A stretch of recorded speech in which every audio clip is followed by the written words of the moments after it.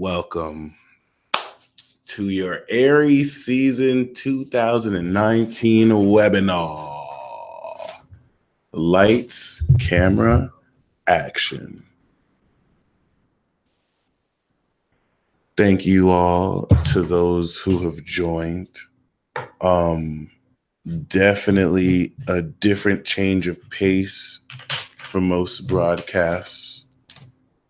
It'd be interesting to see how these grow.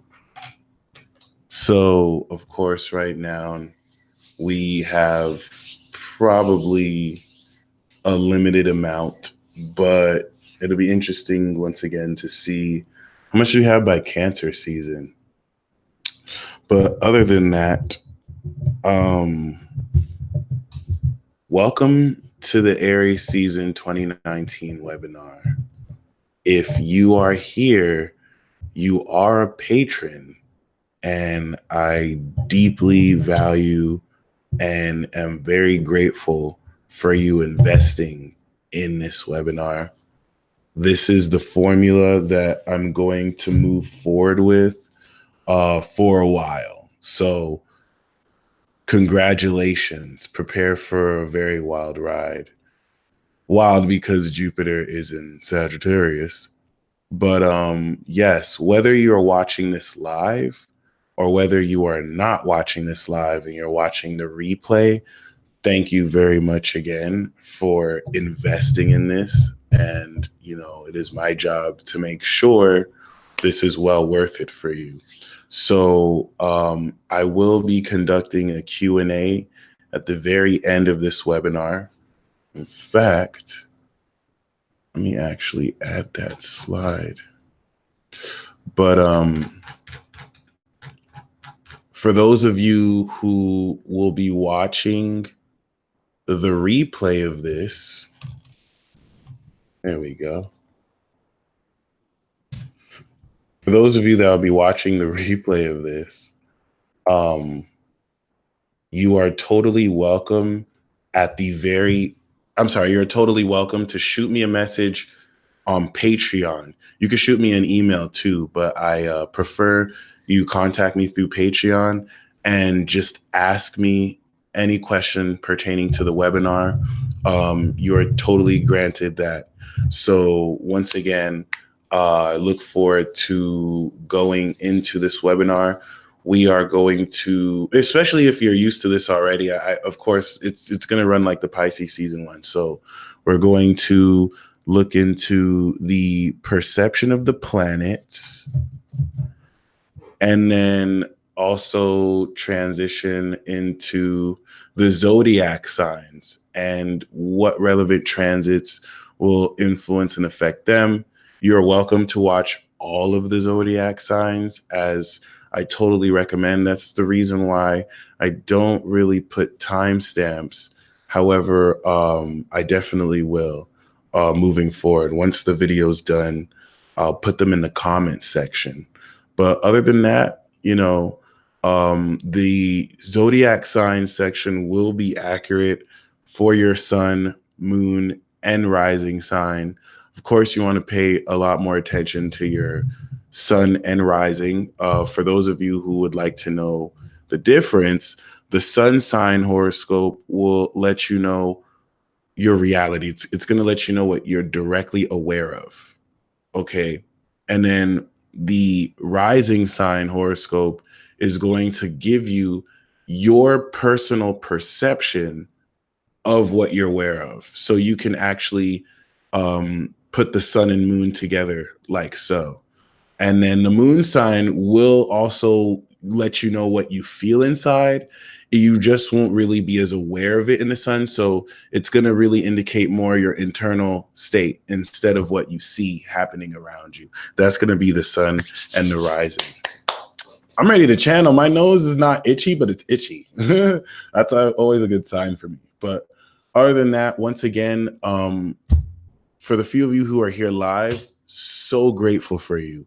Once again, it's not about the money or the numbers to me. I'm keeping this Patreon exclusive instead of kind of letting it be a public event, just so we can honor more moving forward this system and this mode. Okay. And definitely just to give this the value it deserves. So once again, I cannot emphasize, I really do appreciate you investing in this. And as I do more of these, I am definitely open to any suggestions or improvements. If you think there's a way that I can do these webinars better, let me know. I'm totally open. This is definitely, if you're watching this, you're a patron, and I really, really do appreciate you. And other than that, too, once again, whether if you are not watching this live, you can still ask me a question. As long as you're a patron, just shoot me a message on Patreon and I'll answer it there. All right. So with that being said, let us get to the webinar.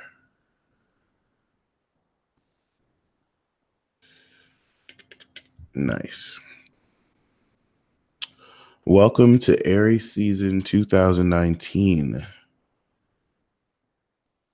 The theme for this season is lights, camera, action, which is very important. You know what I mean? If we look at Aries season, this is a reset, let's say, appropriately an awareness of who you are.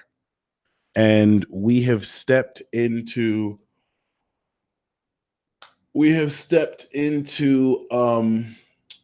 the news cycle for this 2019 year. Aries appropriately represents one's ego, one's passion, all right? Where no matter, and that's what I respect about the true Aries, Aries who live up to themselves. It doesn't matter what other people say or think, that fire still burns to where they still represent their essence. The good, the bad, and the ugly. I call this lights, camera, action because this is definitely going to give you a feel, not necessarily like you're solely on set, although it will feel like a lot of experiences you have are movie scenes, but more so in the sense where you're in a position to fully, interact with your moment without having to be held back. This cycle is amazing for so many reasons. And Jupiter being in Sagittarius really adds so much juice to this, let's say. So, looking very forward to this, super forward to this, actually. And, this is going to be one of those cycles we begin that not only allows you to feel more in control of your character, but opens up so much possibility for what you can do. Remember, last season, we did have Saturn in Capricorn, but it was just coming out of Sagittarius. Now it's been in Capricorn proper. You know what I mean? It went through the first decade, so we worked out the kinks. By now, a lot of people should have their shit together. So, this is where things get fun. Other than that, though, speaking of fun, we're going to do a special intention ceremony. So I would like for you all to take in a deep breath down to your diaphragm. Okay.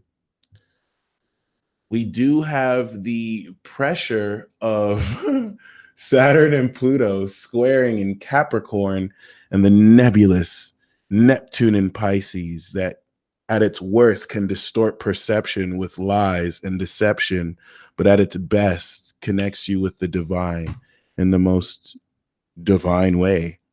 So the more you step into the fullness of who you are, the more you're going to feel guilt and shame for facets of yourself that others may find lame, that, you personally might have fallen short within integrity. None of that matters. And for some of you, that could be hard to accept. that, you know, certain shortcomings you have don't really matter, that you really can not, some people may frame it as you just compartmentalizing it and acting like it doesn't exist, but like this night, you got places to go. You're moving forward. Aries is a cardinal sign. You cannot move forward if you're weighing yourself down by good and bad actions and the opinions other people have. The reason why opinions is a theme is we have Sagittarius and Pisces, which are perceptual energies. And, you know, the way the dark forces work is to chain you in guilt and shame. Be an Aries, okay? Put your middle fingers up like this Knight of Wands, which is a Sagittarius, and say, I don't care. I love it. You're really being called to love every single part of you. In order to really, you know, become your greater self, you cannot just pick and choose which parts of you love. The good, the bad, and the ugly, my friends. So I want you to breathe down to your diaphragm. Breathe out gratitude. And what is your intention for this Aries season? Well, we do have the Knight of Wands. The Knight of Wands is determined and they have drive. They're very impulsive. They love showing off. They're very self-confident. All right. Just think of any Sagittarius who lives life in the fast lane. This also, okay, indicates the quality of this type of person that you will come into who will help reflect this within you. So keep that in mind. You are definitely going to come into this energy, and the intention that you want to set and receive for this season is to be a little bit reckless, but be in a position to fully express your creativity. So I'm just going to give you some time to breathe that in. Breathe in satisfaction, breathe in your intention, and breathe out gratitude.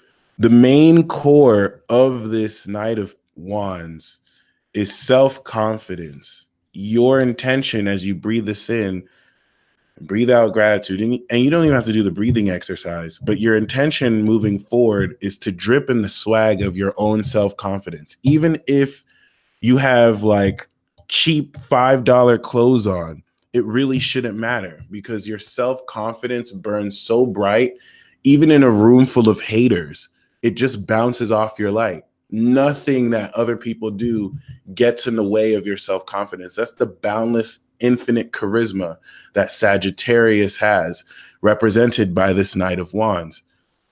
And so in that sense, really do set the intention that no matter what, you will believe in yourself and you will step into your self-confidence. The Knight of Wands also is indicating short to long distance travel. Some of you may be changing residence.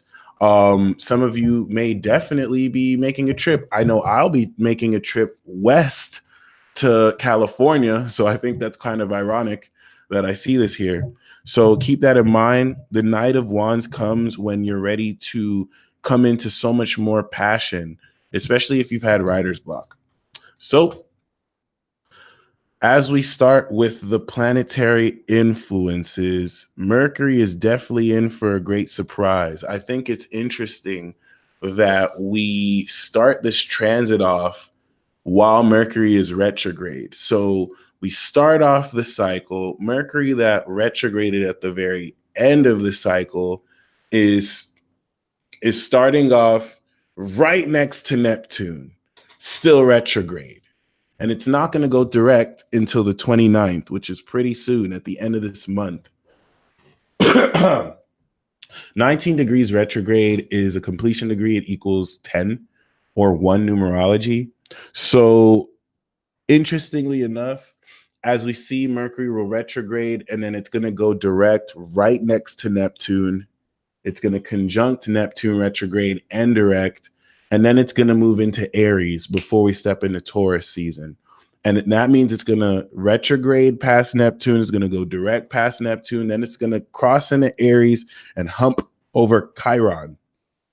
So the way you're going to be processing energy and information while Mercury is behind the sun is, in retrospect, going to have you really analyze your thoughts in super abstract ways so that you can understand how this emerging sense of yourself still needs to process the subconscious and unconscious wounds and unconscious delusions and illusions that no longer connect with you. And trust me, this has everything to do with the collective unconscious energy that governs what other people think about you.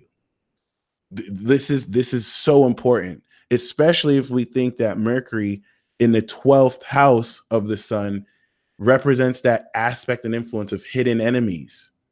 So you don't have to worry about any gossip, but when Mercury was ahead of the sun before it went retrograde, you were just initially processing this. Now the sun has crossed over, and Mercury is definitely dissolving all sorts of egoic reactions towards what you feel you're supposed to be, towards what you feel you're supposed to do. None of that really matters as long as you stay true. So keep that in mind.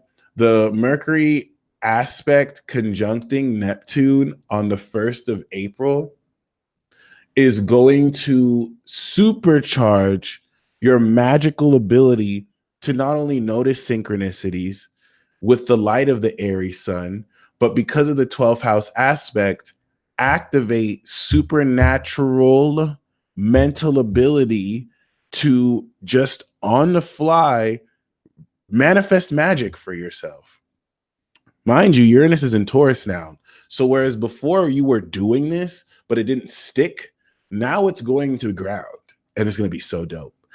Be very mindful of the dreams you have around April 1st. Be very, very, very, very mindful of the communication that you have, which will be super subliminal. Be mindful of the music you're listening to. Spirit is going to be talking to you through silence. So you're going to be listening to people and you're going to be hearing what they're saying, but you're also going to be seeing super clear into their body language, the music playing around you, the white noise around you, how things kind of add up together. And of course, Mercury will course through and move forward as it sextiles Saturn and Pluto, which we'll talk about later. And once it enters Aries, it is now part of this new cycle. And Mercury passing through and entering Aries is definitely going to give you the ability to now communicate powerfully. And the difference between what you'll be processing, because it's going to enter Aries like around the 17th or the 16th, the difference of what you'll be processing at a mental level is going to shift from like total abstract unconscious energy to fully aware, fully powerful, fully not in your ego, but in your awareness of yourself. And you really just want to allow what any insecurities come up with this conjunction to Chiron and to communicate it. Let whatever kind of triggers you be communicated. You don't want to hide this. And when Mercury was conjunct Chiron, you wanted to internalize that in Pisces.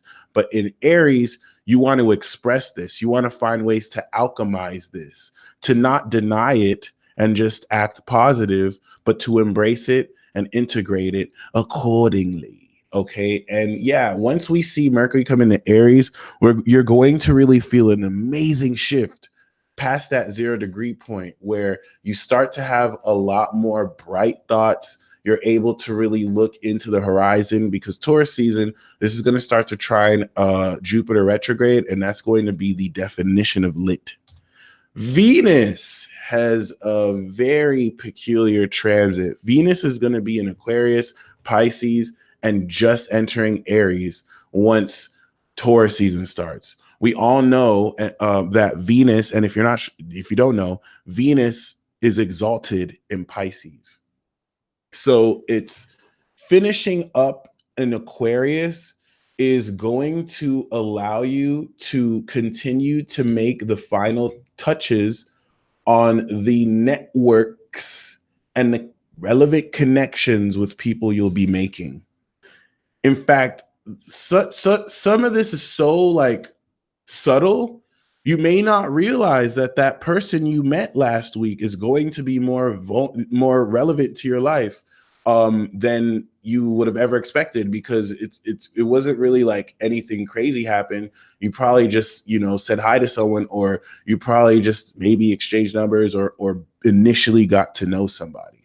So this final part of Venus going through Aquarius is definitely going to have you reap and manifest the benefits of anyone who is already currently in your life before it goes into Pisces. And I'm not going to lie, guys, this is what is going to fully actualize and make super real any divine connections you have with people, any twin flame connections you have with people. And guess what, guys? Chiron isn't in Pisces anymore. So there's no more wounds. Venus is going to feel better in Pisces than it's ever felt. Mind you, when it was in Pisces, Venus still felt good here, but it's like almost feeling too sensitive. It's like almost feeling vulnerable for feeling blissed out in your heart, where you've worked out those kinks and you're in a position to where you can love unashamed. But really keep that in mind, especially with any synchronicities that you have received beforehand with Venus going into Pisces. Venus is really here to experience the divine potential that you have in any relationship, romantic or platonic, but especially romantic. You are actually being called to make serious effort as well.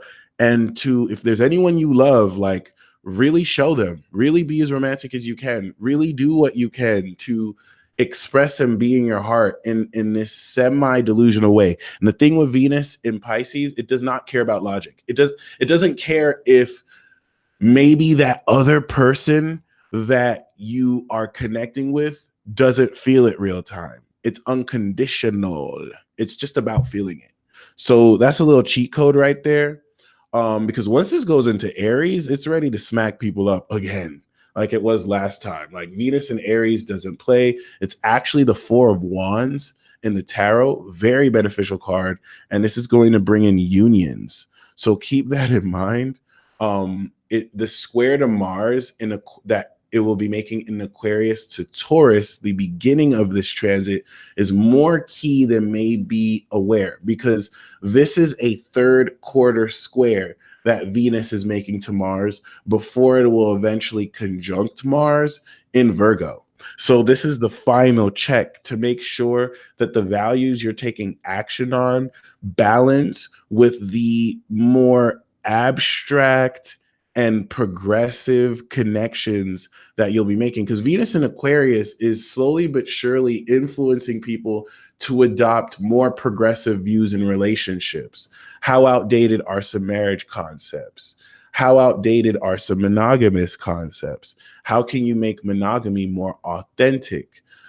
These are just like a few of certain concepts that you're going to be in a position to greatly embrace moving forward. So definitely keep that in mind, especially with the most important part of the square, denoting that even though squares clash, this is actually what's going to begin to make real very relevant relationships in your life. Now, you know what's very interesting? Venus in Aquarius is the Five of Swords. Venus in Aquarius is the card in the tarot that's all about arguments, that's all about, miscommunication. So if you're finding that with people, don't be surprised if, certain people who you're getting in conflict with and arguing with, you may end up patching that up when Venus goes into Pisces. This is kind of reminiscent of the exclusive Patreon card reading that I put out for free on my channel. That Five of Swords is the Venus and Aquarius transit, and that Ace of Cups is when Venus goes into Pisces. The conjunction to Neptune will reveal the true divine nature of your spiritual connections. And this is where we get fully romantic. If you didn't know who your soulmate is, if you don't know who this like sacred partner is, you will around this week. And the reason why, it's not that you couldn't know before, but when Uranus was in Aries, there was no grounding. This was all kind of tied into your character. Now you're manifesting this. And once Venus goes into Pisces, it will sextile Uranus, which I'll talk about soon. And this is what's going to hyper manifest in real life a lot of these divine abstract feelings you are seeing. It's going to be exciting for a lot of you. But that Venus conjunction to Neptune on the 9th of April will shock and awe a lot of you, because it's definitely going to more so align your heart with signs and synchronicities to special people in a way where now the feeling is more than mutual, and you and other people, because it's not specific to just one person. Venus is just giving and receiving. So the value that you're able to express in this divinely creative way will open up greater psychic ability, and you'll find that your connections with others blend in like truly magical ways. Okay, this is especially going to be great for those of you who are self-employed or wanting advancements in career. The more abstract and intuitive you can get with your intentions, the better. And the square to Jupiter retrograde on the 15th of April is going to inspire you to open this up in a way to where you can see it. Whether it's retrograde or direct will not really change the meaning of the aspect, but you will find that you are being called to be hyper aware of these unseen vibrations. You have to remember, Pisces is not seen. You cannot see Pisces. Pisces is felt. It's experienced. So this super mutable square is going to be more fun than confusing if you trust and believe in the signs. It's going to be very confusing if you don't believe in the signs you've seen, because what you might see could betray what you feel. But if you go with the flow, it actually all make perfect sense. The whole purpose of this here is to expand upon the magical essence and the quality with which you express your heart in the first place. So you can kind of go too far, but you might actually want to. And as this actually moves past Pisces into Aries, this is going to prepare you to break through with this warrior-esque energy to really start to heat things up and get a bit exciting. But for those of you who are going to feel romantic, dreamy, you're encouraged to, because it's in Pisces. Mars. Let's talk a little bit about Mars here, because we're going to hit September. Once we hit August and September, Mercury, the Sun, and Venus are going to pass Mars. So anytime we have Mars leading the zodiac, it's a huge deal. A lot of our desire is leading the ship forward while we're still aware of themes that, haven't uncovered what we're desiring. So Mars has been blazing a trail ever since it's gotten out of Aries. In Taurus now, it's doing more than just sowing seeds. It's laying the brickwork for manifestation when we step into harvest season in September. And so Mars is really concerned with hitting that south nodal point near Gemini and Cancer season, more so Gemini season. And on its way there, as it leaves Taurus and goes through Gemini, remember, Mars conjuncted Uranus. Huge deal. So this is not only the evolution of your desire, but the way you take action is more aligned with your unique nature. And the grounding process of this is sustaining your supernatural strength. Once Mars goes into Gemini, it's going to be aligning and putting you on game to how to take this strength and show you possibilities of not only what to do with it, but more so what to do and how to do it.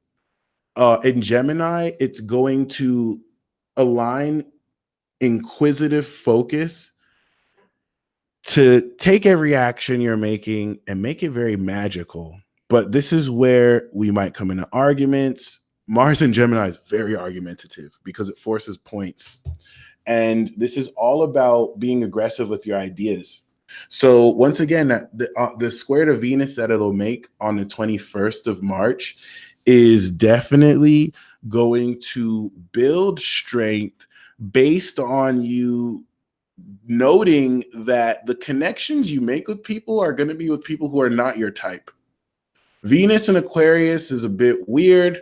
Mars in Taurus is a bit too determined and structured.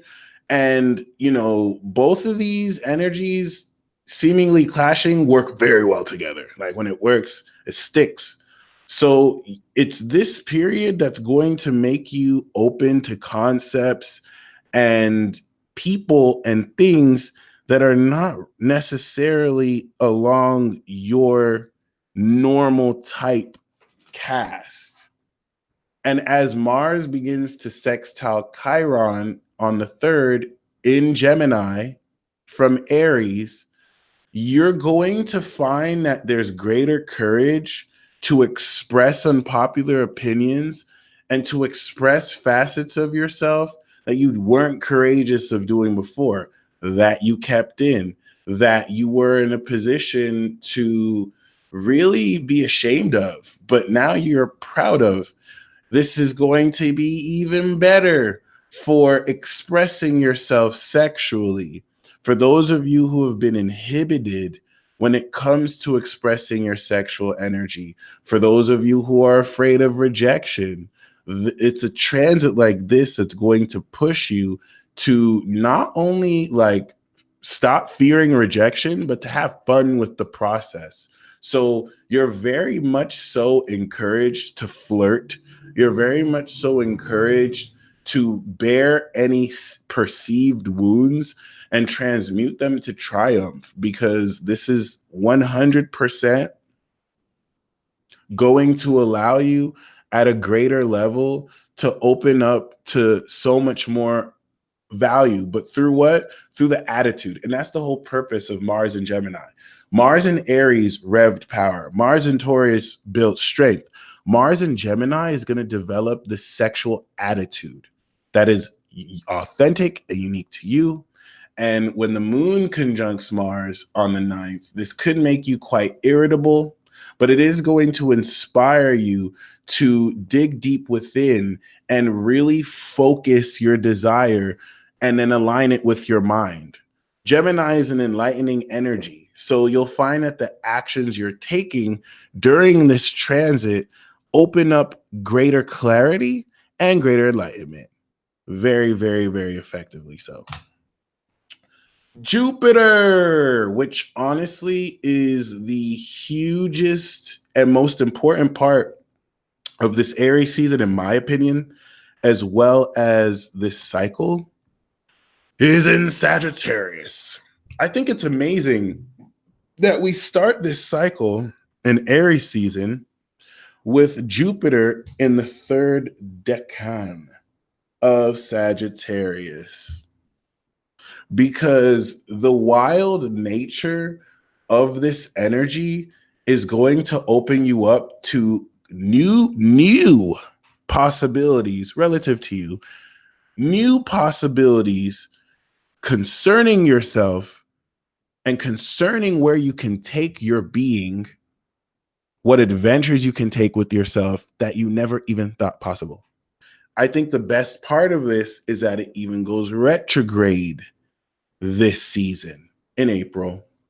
And the whole notion of Jupiter being in the third decan is expanding belief. It's taking philosophy to that next level.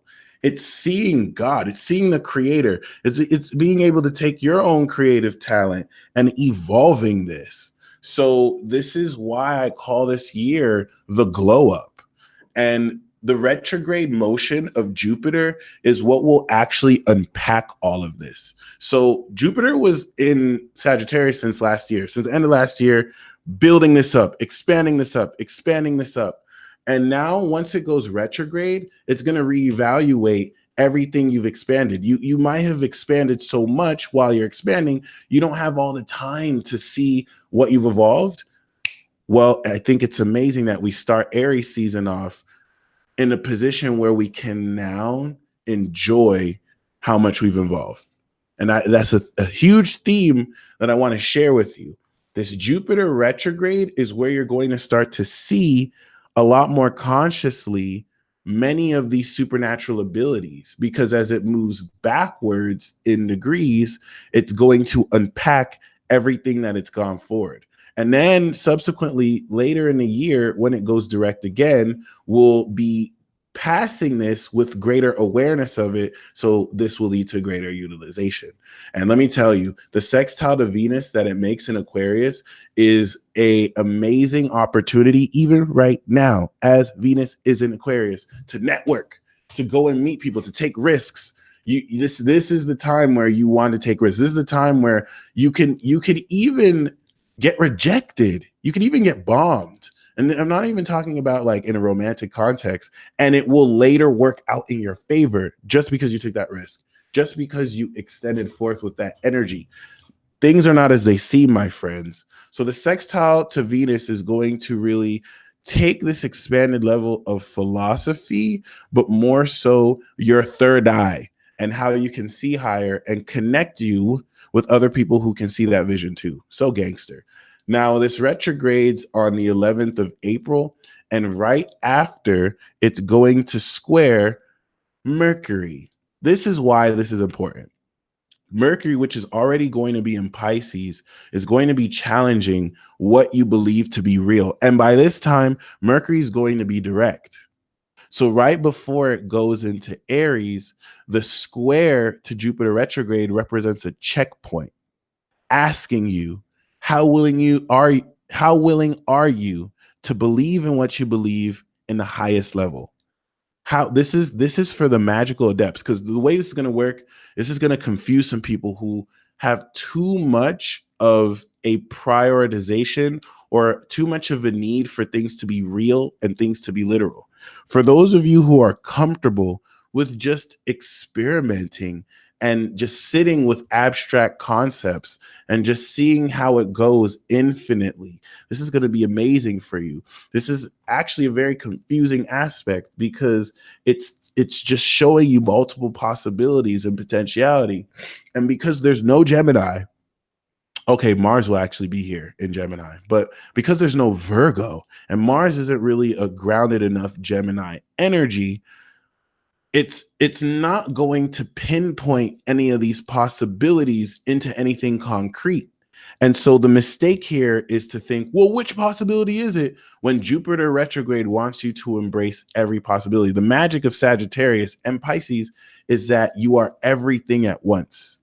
Yeah, you might not be aware of the fact that this is past, present, and future simultaneously because you're present, but you still are. And that's really the purpose of this, to expand your mind and to not be too caught up in what's occurring. This is going to be sensory overload. You're going to be experiencing more synchronicities than you can even be aware of.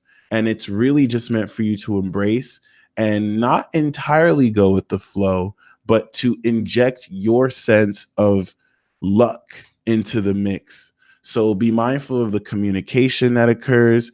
Be mindful of the ways people try and influence your thought, because there's deception that's rampant here still, and people can try and show you something that looks good, but if it doesn't really add up the most, I wouldn't shut it down. I just wouldn't embrace it either. Just experience it. Okay. Saturn is going to move 1 degree, and oh my goodness, my friends. Yes, Saturn is going to retrograde in Taurus season, but the fact that we're going to reach the third decan is a huge deal, especially in Vedic. This is where Saturn will be like 27 degrees Sagittarius. So it's at the cuspal energies. And once Saturn is in the third decan of Capricorn, especially, this is where the structural changes in government, the new rules that have been signed and passed, will now begin to implement. Hence the need for a retrograde to reevaluate. Okay, now how do we structure these new rules in our society? It's just not going to be the same because Pluto's next to it. So there's going to be destruction of certain regimes, thankfully. The end of certain orders and rules. It won't happen instantly though, but we're going to see this crumble at a higher level. And the way this pertains to you is your own work ethic, your own sense of authority, your own sense of greatness. The reason why a huge theme of this new cycle is not just glowing up, but reaching your greatest self is because of Saturn in Capricorn. So shifting that tiny degree from 19 to 20, which is super great, is now shifting the decan from from Venus to Mercury. And how ironic, Saturn will be sextiling Mercury in the 7th. So this is going to now take this very magical, otherworldly, extra dimensional processing of information, because Mercury in Pisces is not just processing information from just this reality. It's processing it with your imagination. It's processing it in other worlds. It's picking up energy that most people will not really be aware of anyway, but will influence their decision making. And now Saturn, giving it the grounding in Capricorn, will really allow the words you say to manifest like that. So be very mindful of your words. This is a great period to write down a list of your goals, because they will come real just due to the power and strength of Saturn in this earth sign. And Mercury is leading this sextile. It'd be different if it was in Scorpio. Mercury's in Pisces leading this sextile. So this gives you further backing. Even more so with Saturn entering 20 degrees, this is going to coincide with a very incredible manifestation of your supernatural power. More so the power element. And this isn't even the only aspect that is manifesting your supernatural power. So that just adds to it. The square to the sun in Aries is a checkpoint that's going to have you and test what you do with these powers. This is how real this is. On the 10th, as you manifest these powers, the sun in Aries is going to, through you, express an original, authentic, and unique action. And the test from Saturn is this action aligned in integrity, given whether a lack of supervision or supervision? Are you going to align your authenticity with these superpowers with integrity? Or rather, your authenticity using these superpowers with integrity? Very important. The Sun square Saturn will be one of the most important Sun squares that we have. And people who get all too on their ego, because let me tell you what's going to happen. Everyone's going to manifest a greater level of superpowers, and it's going to get to some people's heads. People are going to be able to do things that they couldn't do before. People are going to be able to face their fears like they couldn't before. People are going to be able to manifest and accomplish things that were very challenging. And it's not any less challenging, but you have so much more power. So you'll see people come out of integrity with this. You'll see people forget where they came from. You'll see people act like just a few weeks ago they weren't a coward. Like they didn't have to deal, they weren't super humbled by the universe. And so that's really what this check is for, to make sure that despite this change, it doesn't really change the authentic sense of yourself. Super important here. And the sextile to Venus that will be made in Pisces will stabilize love unions, which is important, because if it was just Venus and Pisces, my friends, you would feel dreamy. You would see these very divine connections with people, but then that would really be it. Venus would leave the transit, and you really wouldn't connect with anyone. Nothing grounded would occur. That's what happened when Saturn was in Sagittarius square this. It's like, yeah, I feel the connection, but is this really possible? Well, now Saturn sextiling Venus will allow you to feel the divine connection and literally put stuff in motion to bind this, literally open a doorway for action. And of course it may move slow, but actually, many of you feel like, wow, something is going somewhere. So I'm telling you, everything about this Aries season so far is super amazing, super awesome. Neptune, don't sleep on Neptune, which is all ironically the one that puts people to sleep, but also the one that ascends people to their true divine potential. Does Neptune ascend like Jupiter does? We can say the better word is, what's the word? Transcend. Neptune transcends one to their divine potential. And the Mercury retrograde conjunction, subsequently followed by the direct conjunction, is going to prove to you without a shadow of a doubt that if you can imagine it, you can create it. Anything is possible. This is important because it's basically conjunct right now. It's not exactly, but like we're in this period right now. So Neptune is just moving 1 degree at 17 degrees. Okay. 16 degrees of Neptune is highly intuitive.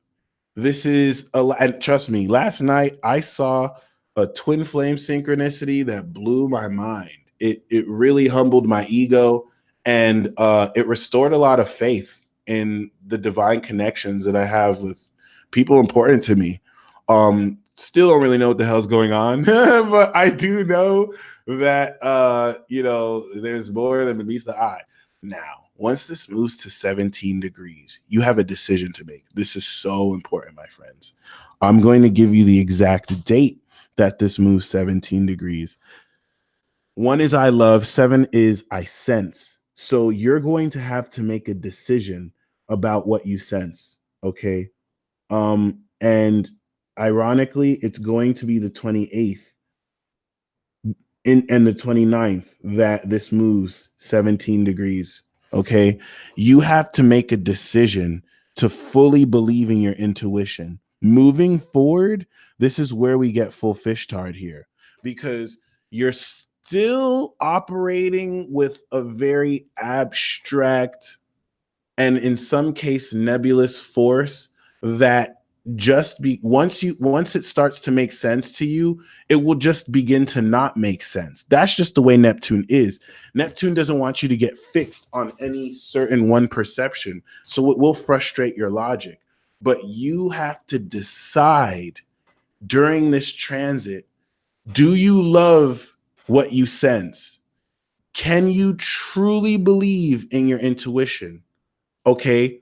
Can you truly believe? Because this is still squaring Jupiter. So yeah, like for example, I said I saw a twin flame synchronicity. Well, I can decide to believe that, but I might find out later that that person is with somebody else. Am I still going to believe that sign? Yes, I am, because things don't work out. Things don't have to work out the way you expect to, but it doesn't make your intuition any less real. Okay. This is what Neptune wants you to surrender to. The fact that you really don't know everything that's going on. Okay. You may know it all, but that doesn't mean that you know everything. Common misconception. And um the conjunction that Neptune will be making to Venus once again will not only, because this is a yearly thing that happens, it's not only going to make you very aware of these divine connections, it's actually a new cycle. Anytime we have a conjunction, we're in all intents and purposes initiating a cycle, whether it lasts a year, whether it lasts a few months. So this new cycle Venus is kissing Neptune with is bringing divine partnerships to the next level based on Jupiter being in Sag, showing you the highest reality of it, Saturn being in Capricorn, now being in a position to sextile this and actually make it real, Uranus being in Taurus, actually manifesting this, and the sun being in Aries, you glowing up to your true potential. I mean, it's amazing.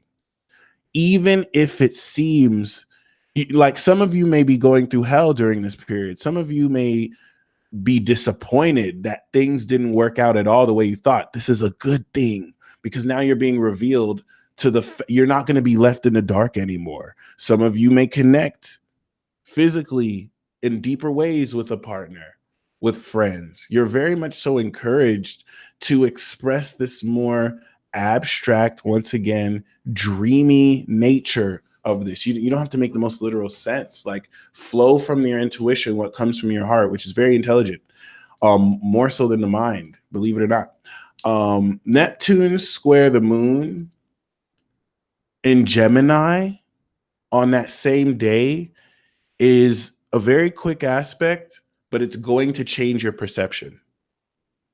It is going to change what you know to be true. And it's going to allow you to look at an experience with divine third eye goggles. And the way you see things from this point will never be the same.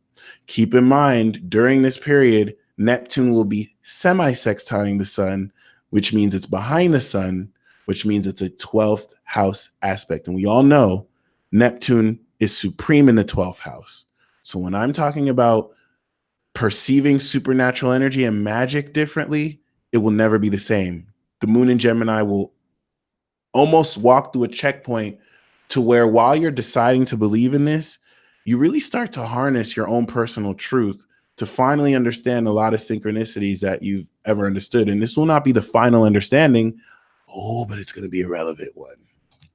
It's going to be a relevant one. Uranus. I would say this is probably the next most important, if not the most important, transit with Jupiter. Uranus is ready, y'all. Uranus is in Taurus now. Uranus is officially done in Aries. And Uranus enjoyed being in Aries. Uranus was able to challenge status quo. Uranus was able to have people believe in themselves again in such a long time. Uranus really did a lot here, and it's going to do even more. It's very important that you allow a lot of how you personally harness this energy, not to negatively define you, but more so to remind you that you have so much more value than you ever thought.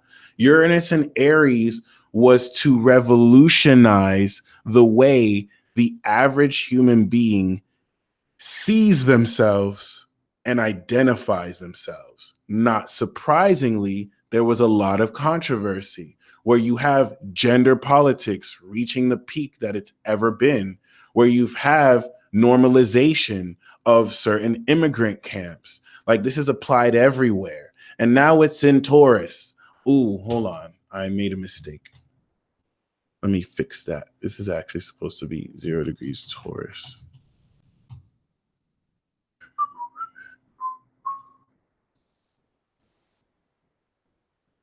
So now that it's in Taurus, it's revolutionizing the way you value yourself. Self-respect is one of the most important things one can have. And when you truly know your worth, no one can buy your soul because you know it's priceless. But what's important here No way. That's wild, guys. Let me make sure this is true. Uranus is moving 2 degrees. That's a big deal. Yeah, it is true. It is true. Uranus is going to move 2 degrees, y'all.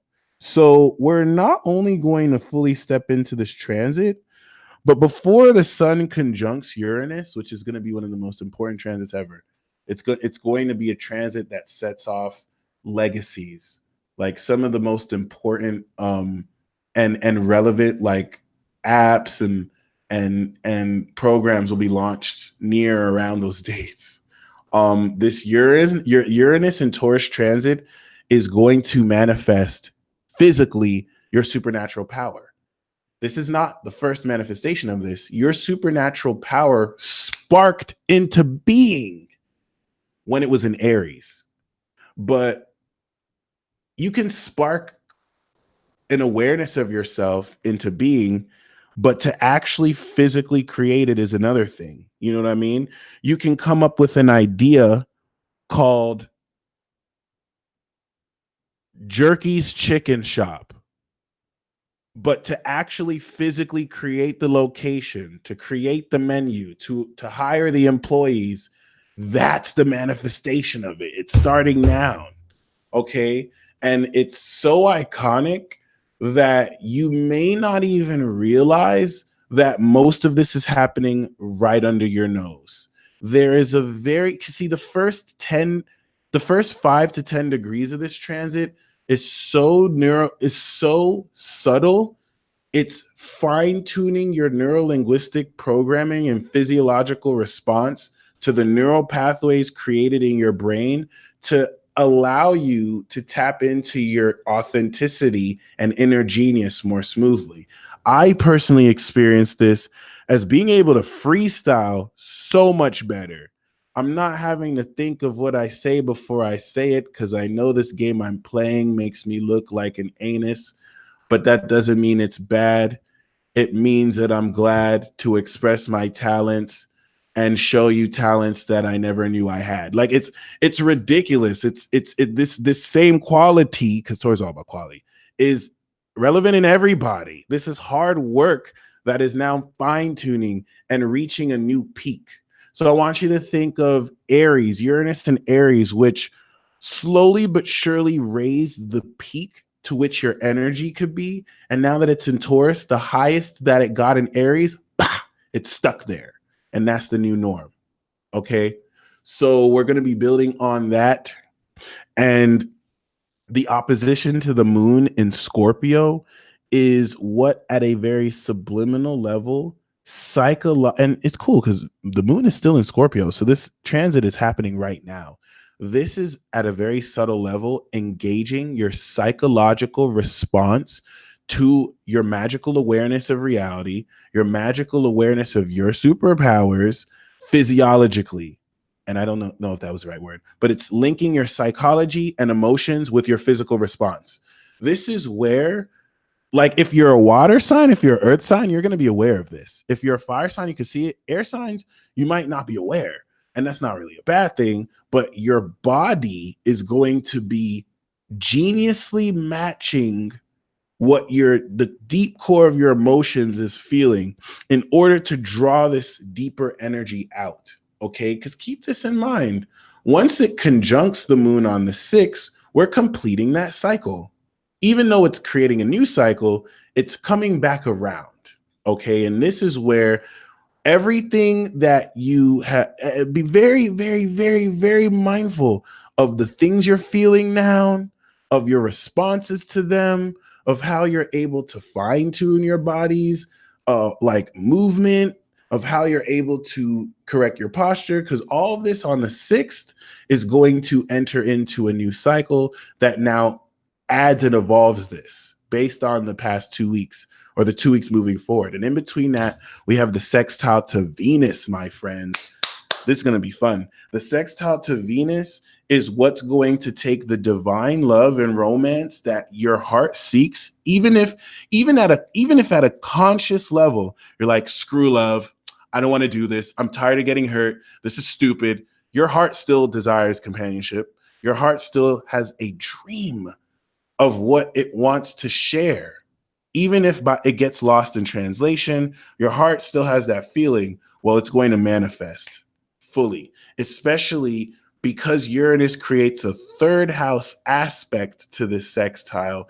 It is going to physically demonstrate and ground these abstract divine vibrations in a way that if you are a creator, if you're an artist, this is an amazing period to write poetry, to make songs, to hit the gym, to definitely creatively manifest this physically in whatever you do. And you'll start to notice a much more subtle exponential growth in your talent and more so your skills. It's gonna be badass, I'm not gonna lie. Finally, Pluto. Pluto is getting ready to retrograde, and it's going to move 23 degrees, right on my moon, actually. It was nice knowing you guys. Pluto moving 23 degrees is moving through the breakdown / breakthrough degree to, I think. 2 is I feel, 3 is I believe, equaling 5, I think. Once again, this step astrology method I'm using is from Christopher Witecki. So props to him. And the reason why this is important is because the way that you think, okay, this is we're talking about an unconscious influence. So you may not be really conscious of this if you don't have your sun in Capricorn or maybe even Virgo and Taurus. But the way you think is completely going to be transformed at the highest level now. This isn't 14 degrees Capricorn, and it's not 5 degrees Capricorn. 23 degrees Capricorn is going to have you transform your psychological response to your own thoughts. And of course, in an earth sign now, how this influences your body language. But the most important facet of this is on the 30th, it will conjunct the South Node. This is now the first major energy that the South Node is hitting since it entered Capricorn. And let me tell you, my friends, this is going to change everything. I shudder to think what's going to happen during this period, because at a galactic level, the collective conscious past life cycle is dead. It's like it's being completely cut off. It's not just an instant.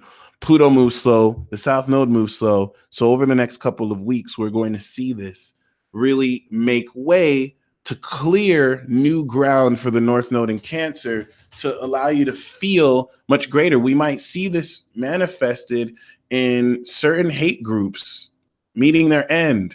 Certain an aspect like this will take a long-standing tradition between maybe 2 rival gangs or 2 countries, and it's over now. Maybe certain long, hard fights that were fought for justice or when it comes to the transformation of the system are implemented. It can go either way, good or bad. But this is definitely in a period where the South Node in Capricorn is unpacking this supernatural power. Now, keep in mind, the South Node in Aquarius downloaded supernatural knowledge. So its conversion into Capricorn is unpacking supernatural power.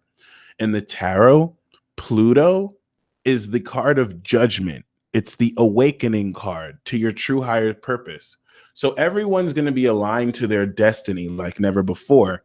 And it's the decision you're going to have to make to fully commit to this transformation and awakening of these powers that will now coincide and begin this process of fully not only awakening, but having you upload to your physiology and your body this awareness of these powers. Okay. Keep in mind, this is not the only superpower aspect. Saturn will be 20 degrees. Uranus will be in Taurus. And this is amazing because um some people some people are maybe too strong or too powerful. Like when you have a higher level of awareness, it's harder to embrace these concepts outside of analogy of having superpowers, because you can think too analytically or critically. An aspect like this is going to prove it without a shadow of a doubt. Like if you weren't a believer, you're a believer now because you're going to physically see it. For those of you who've already known, it's not like it's going to be new because this has always been within you. It's just going to fully shed the old and allow you to literally start with a clean slate. I want you to think about that. This is like a huge reset button being pushed right now on the whole world. And the sextile to Mercury is going to allow you to process this divine abstract energy with intense focus so that you're communicating with otherworldly spirits, energy within and around people, and truly sensing vibrations.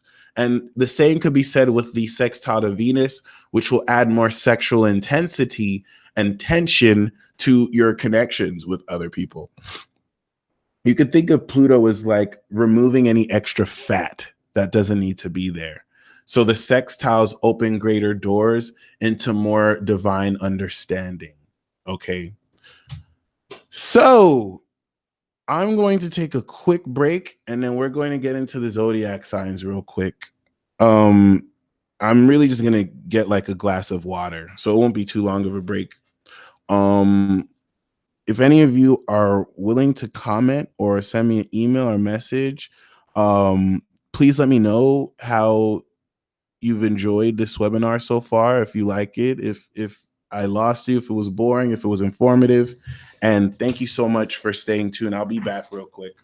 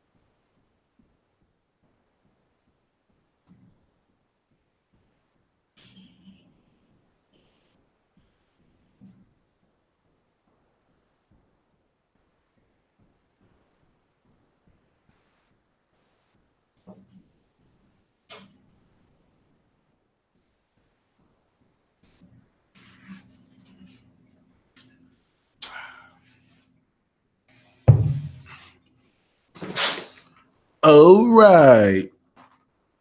So this is the zodiac sign portion of the webinar. And this is where we break down how the transits will affect each zodiac sign effectively.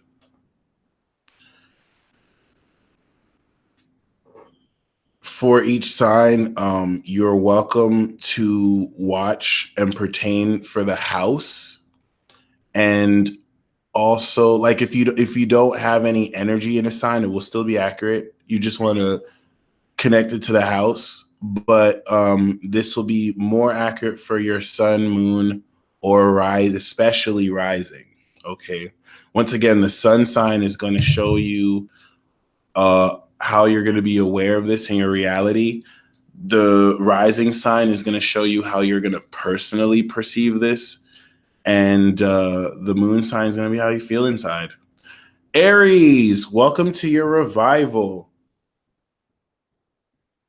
This is the defibrillating blast to add even more life to the life you've already had. So, in that sense, revival as a title is misleading because it presupposes that you've died or fallen off. But this is just extra resurgence of energy within you to add to your already enormous power. Okay, it's your season. This is definitely going to challenge you to be quintessentially you more than ever. And why I really call this revival isn't because you're going to be revived. You're going to be leading the revival charge, bringing your fire to people, sparking life within the dead, okay, or those who just lost inspiration.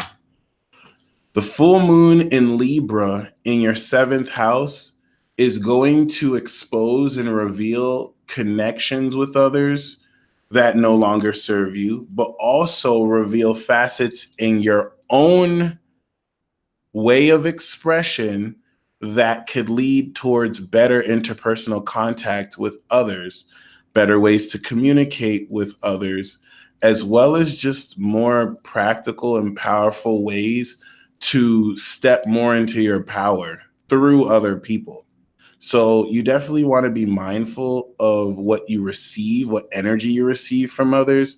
It's nothing that you want to take personally, but everything you want to be mindful of how it influences. The conjunction to Chiron on the 22nd is what's going to really lead this revival charge. I see it as like the vision I have is like jump starting a car.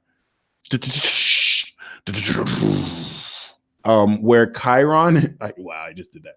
Where Chiron is like the battery pack. Well, the sun would really be the empowerer, right?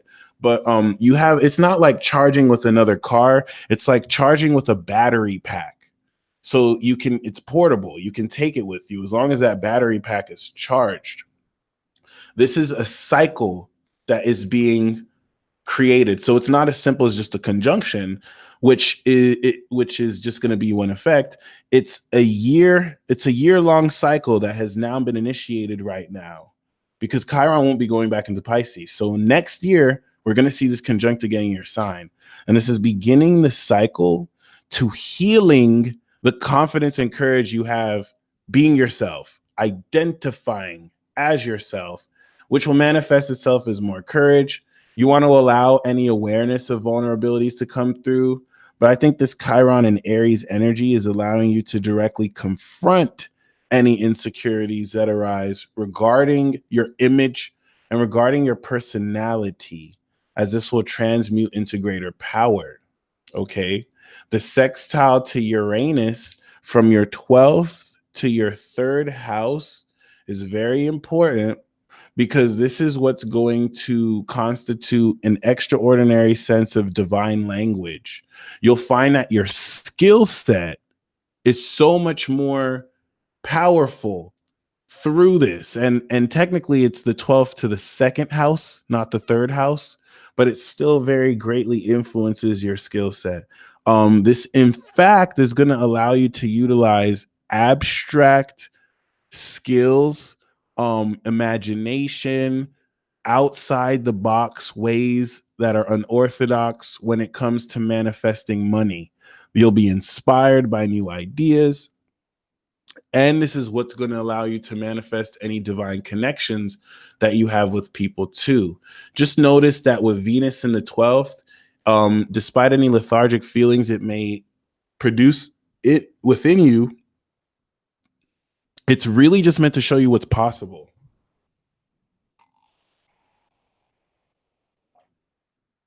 And not really anything to attach to outright. But Uranus in your second is strongly allowing you to maximize like everything that you have already worked for. You'll be able to sell, you'll be able to market, you'll be able to add more production value. And this is starting a new cycle of like producing more extraordinary work. Great for artists, great for people in work or production that are really willing to take it to the next level. Now, Mars will be in your third house in April. And so the actions you'll be taking will be reflecting the quality of your mind. And you'll find that this attitude shift makes you very argumentative, very opinionated. The sextile to Chiron in your first will have you argue your character. Now, keep in mind, like Chiron is squaring Pluto and Saturn a bit. So some of you Aries may feel, especially Aries risings, that you're fighting to be you. You're fighting to have the right to still maintain your sense of self, where you're being, you're being bombarded by people who just give you unsolicited advice and opinions about why what you've done hurt them, or why they don't like certain facets of you. And this is where you clap back and you're like, I understand you may feel that, but I'm still going to stand up for myself regardless of how you feel. Everything about that is very revolutionary in an age where people appeal to other people's sensitivities. And if you don't, you're a bigot or something's wrong with you. Well, Aries, you may have to be the villain here, because Mars in Gemini is going to be able to sniff out what's truth and what's manipulation, and it's not going to stand for that. So you definitely want this sextile with Mars in Gemini and Chiron in Aries to have you lead forth with this seemingly opinionated sense of yourself and allow you to take action in truthful ways that help you take whatever wounds surface and turn them into your power. Because that's the whole purpose of Chiron and Aries. And the Sun square Pluto aspect from your first house to your 10th is going to superbly challenge what facet of your reputation you're ready to transform. This is a checkpoint, just like the Saturn check that will happen around this period, if not a few days prior. This is all about, once again, balancing your authenticity to make sure you're not allowing, manipulative and negative outside clashing influences to get in the way of how you see yourself. You might fall short on a goal. You might realize that a certain view of you is not really as authentic as you are.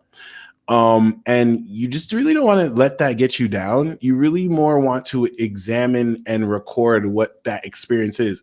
Because once this squares opposite in Libra, you'll find that whatever challenges arise, you break through when it opposes in Cancer and you claim victory in Libra. Okay, keep that in mind. This is an opening square. So the closing square will, of course, close on whatever comes up. But I'm going to be real with you, Aries. You do have outside influences that see you as a threat. Because you're willing to take action that's authentic and independent to you, it makes you less able to be controlled. And this is what's going to evoke a manipulative response. And its negative potential and its positive potential. This is actually going to help align and balance, in a certain sense, how much more intensely you can reach your goals. But I mean, make sure you don't allow anyone to play you. Okay. We do have the star card, which is amazing. This definitely is going to restore your faith in the universe and yourself. This new moon in your sign is going to unleash a new cycle while trining Jupiter, which may be retrograde around this period or about to retrograde, allowing you to see into the highest potential and possibility of your own self, of what you can reach. And so this is where a star element of yourself will protrude. This is where dreams will be coming true throughout this cycle. You definitely want to stay optimistic as much as you can, because such positive thinking will do so great for you. Okay. And with romance, we have the objective justice card, which is wanting you to very effectively stay objective here. In fact, for some of you Aries, this could denote marriage, okay? But the whole key with justice is to make sure when it comes to any romantic inclinations, you're on the same page with someone else, and you might have to get legal with things and sign contracts, whether physically writing out or verbal agreements are made. But the whole key with this is you don't want to be too emotional here. You want to approach romance objectively and make sure both of you are on the same page and you're holding each other accountable. With career, we do have the Tower card. So certain elements of your work you do could just go all bad or go wrong. In other cases, you may get a windfall of income. You might have a day where you make more money that you didn't even expect. So whatever unexpected influence this manifests as, which will have a lot to do with probably the square to Saturn and Pluto, you don't want to let it break you, especially because we have the star card. So this might be something good. You just want to be prepared. Expect the unexpected when it comes to your career this month. And for destiny, we have the 10 of Cups. So, above all, Aries, you're meant to win this season. This is totally going to help you remind you who is at your corner. Okay, those of you in a family, you're gonna remember that you have them for peace and bliss. This is not even, this could really denote like a spiritual relationship, but this is really more so talking about this general peace and happiness that you're going to come into, and it is well deserved, young warriors. Okay. Taurus, this Aries season for you is the season finale. And I say it's the season finale because the sun will be in your 12th house. And we do not step into officially to this new season, let's say, until we have the sun in your first house. The sun in your first house will not only make all this real, but it's going to push forward and relaunch this cycle for you. So, this is really about releasing the old cycle. This is about really examining unconscious aspects of your own identity and character that can sometimes get in your way, but also reveal this super spiritual secret identity that you have. All right, that connects you with the divine. And you're really going to, in hindsight, uncover some very amazing things about yourself, facets of yourself. Okay. The full moon in Libra is going to have you release old habits, especially when it comes to enabling influences from other people that don't allow you to really focus on the work that you have to do. The conjunction to Chiron in your 12th house is going to simulate a bit of a Chiron and Pisces effect, but it's in Aries. So this is going to have you deeply confront and heal any unconscious, habitual, toxic patterns that you can now be aware of and be willing to change. But this is also going to jumpstart your spirituality and allow you to accept facets of yourself that you maybe didn't because you were afraid of your own power. This won't be scary anymore. It's going to be so empowering. Okay. The sextile that Venus will be making from your 11th house to your first house is going to allow divine connections with friends and people in your sense of belonging or community to align more with this more genius character that's birthing from you. It's a very peculiar aspect, actually, because instead of being influenced by other people, you're the one, your values are what's going to influence other people. It's like the other way around. Okay. So stand your ground and realize that this is, you may not be the most aware of this, but people might start copying your swag, adopting your lingo, really not sleeping on you as much anymore. And the sextile that Mars will make to Chiron from your second house to your 12th house is going to reprioritize your value based on the changes that are being made to these unconscious habitual responses, which in Aries have a lot to do with temper and your ego that you hide very well. And so with Mars and Gemini, you'll find that the focus you take towards producing, whether through writing or communicating, reflects this inner change and allows you to be even so much more on point. However, the Sun square Pluto aspect on the 13th, that will also connect with Saturn, will now denote for the destruction of old beliefs forever. If you were up until this point experimenting and on the receiving end of like not believing in something anymore, this is where it fully dies, because you're going to be aware of a greater way to transform any current beliefs relative to this authentic spiritual belief. So you have established beliefs that you have been taught were true or real, and this is going to die based on a unique, authentic spiritual belief that you have that might not be understood by others and will subsequently be brought into greater focus 6 months from now, but emerge in your attitude 3 months from now. Similar to the intention card, for the new moon in your 12th, we do have the Knight of Wands. So this is all about blessing you with self-confidence and moving around. Some of you might have a very fun road trip. This new moon in your 12th, once again, is more about releasing. But honestly, Taurus, for you, because you have Uranus in your sign, this is where you come into an initial awareness of your superpowers. Only this will be private to you. Once this is the new moon in Taurus, this is where you bring it out into the open and express it. So, you know, some of you may really get a burst of passion that invigorates you to do things in a period that, you know, is supposed to technically bring lethargy. You might have a lot of energy, but I mean, it's a fire sign. So romance, we do have the Three of Swords, which looks bad, but really isn't.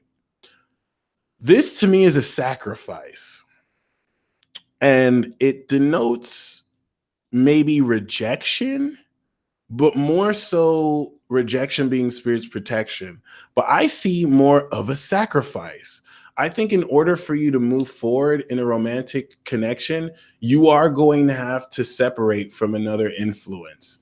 And until you fully separate from that influence, you're not necessarily, or influences, you're not necessarily going to, you know, fully connect. But it's not really a choice. I get the sense that there's a definite end here. Some of you could be ending relationships as well, going through a sense of betrayal. But trust me when I say, my friends, anything that ends here, it's more like you're missing a bullet. Like, it's not as bad, because once we get into your season, Taurus, Uranus is going to be on Venus. And that's going to be a huge deal. So trust me, romance is going to take a different turn. So it makes sense that in the season finale, you got to call it quits, maybe with an energetic connection you've been lingering on to a bit too long. But career, we do have the Hierophant. So I'm sorry, the Temperance card. So this is great for those of you who've been wanting to organize your career, come into greater management. Moderation is the key here. You will assuredly step into greater management within your career.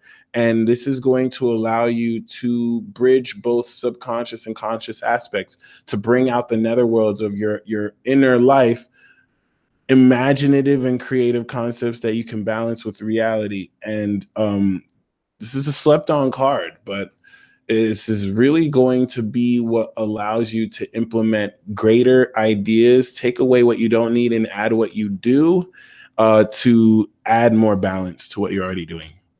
And for destiny, we have victory. Okay, the Chariot card. So you're going to really come into powerful momentum this season to prepare you for your birthday period and move you forward on to victory. You must, of course, stay disciplined, but your willingness to not give in to immediate gratification will have you really seeing results from your work quicker than expected. Gemini, we got the claim to fame. Okay. Aries season is your 11th house. And let me tell you how fame works. People got the game twisted. Praise and, what's the other word? Praise and hatred from others are two sides of the same coin. Okay. No, like there's no such thing as bad publicity. Whether people say good things about you or bad things about you, they're all things. They're all notoriety that you wouldn't have if people didn't feel a certain way about you. So keep that in mind. Definitely a good season to invest in a defamation lawyer. But other than that, I mean, you should always have one because people love saying stuff about us that isn't true. But other than that, it's very important to embrace this claim to fame, because whereas the sun is in your 11th house of like community and actual fame, Jupiter's in your 7th, emerging your talents. So when I say claim to fame, this is going to be the season where you take action and do things that rocket propel you up into greater notoriety. Okay. And some of you are going to be surprised. Like you may not expect it to happen the way it does, but it's definitely going to be well deserved. And when we say fame, it doesn't have to be millions of people too, but we are talking about greater recognition when it comes to your respective communities that you subscribe to. The full moon in Libra is going to release old desires. You're changing your heart's desires in an effort to be more authentic to what it is you hope and wish, because you're aligning with more authentic beings. Ironically, it's this full moon that's also opening the doorway for you to connect romantically more with these authentic people. So be mindful of who you meet during this period. And the conjunction that the sun will make to Chiron in your 11th is going to heal any inhibition that might have caused you to lack trust in other people. Because mind you, this Aries 11th house energy is squaring all this deep 8th house Capricorn. So every Gemini has trust issues. We know that not everyone's to be trusted. Experience has taught us that. And this conjunction in your 11th is going to really make friendships with those who are raw and original so much more rewarding. And Gemini, you are going to be a healing influence towards people in your community. So this definitely promotes you to network and connect with people, as this will allow you to get out there so much more powerfully. The sextile Venus that will be making from your 10th house to your 12th house is very interesting. In fact, it's something that you may not notice outwardly until it's over. Okay. Uranus in your 12th house is setting you up for a period of radical isolation to which you can produce genius material on the low. However, the direction that this is going to be taking your career has a lot to do with this claim to fame aspect, but more so while Venus is in your 10th, making you beautiful in the eyes of the public, really adding charm, attracting the right people to you. This is definitely going to add fuel to the subconscious response that your body connects to your mind in an effort to break through when it comes to certain decisions you have to make regarding your career. It's very unconscious. It's nothing that you'll really be too aware of, but it's everything that by the time this transit is over, you'll subtly realize, wow, I'm more in my dream job than ever. And I'm in a position to feel very comfortable doing what I do, especially due to work that got you here. Okay. And Mars, that'll be in your first house, passing the baton from Taurus. Mars and Gemini is going to make all Gemini super sexy. You're going to be gaining a lot of sexual energy from others, and this can cause, just because it's sexual doesn't mean it won't cause drama. So, people might be more ready. You might be more ready to fight people, but the sextile to Chiron in the 11th is definitely going to add a much more raw sense of yourself. You're definitely not going to hold back your tongue at all. And this is really going to help show greater support, especially when it comes to how you can direct this energy that's around you with the right people. Okay. And you'll find that the more you can be honest with people around you, the more you're able to take direct action. Whereas the 8th house, 11th house, Sun square Pluto aspect we have will have you break through initially any trust issues. This is another testing influence. The authenticity that people in your circle of friends or wherever you're around is shown will allow for a greater opening of your heart and an exposure of more vulnerabilities or not. Okay, because the Sun square Pluto can expose that you're around toxic people and you might have to change that. So keep that in mind. This also indirectly manifests a transformation in your awareness of your supernatural abilities and who you connect with to draw this latent potential out fully. We winning. I'm not gonna lie. Gemini was one of the signs that got like the best cards for Aries season. I think Pisces also got really good cards too. But yeah, we have the world card. So this new moon in Aries is a new cycle as it pertains to really your hopes and wishes coming true, really, connecting with all the right people and bringing together the team. All right. Before we enter our season finale, Taurus season. So the world card is talking about total success, completion, the hard work you've put in to manifest your true desires into reality. You're going to see this in effect through this cycle starting the 5th, and it is well deserved. Okay. So really enjoy that. For romance, we have the 4 of Wands. So you might be moving in with somebody. Someone might be moving in with you. There's definite union here, Gemini. Someone who you connect with very powerfully is going to be in a position to not only, create a sanctuary with you. Some of you might be getting married. This is a wedding card. So, very exciting, very festive. If you yourself are invited to a wedding, you're definitely going to have a key to greater romance through that. For career, we have the Page of Swords, which is honestly one of the greatest career cards you can have because skill sets that you have had since a child are now going to be applicable for you to fully polish.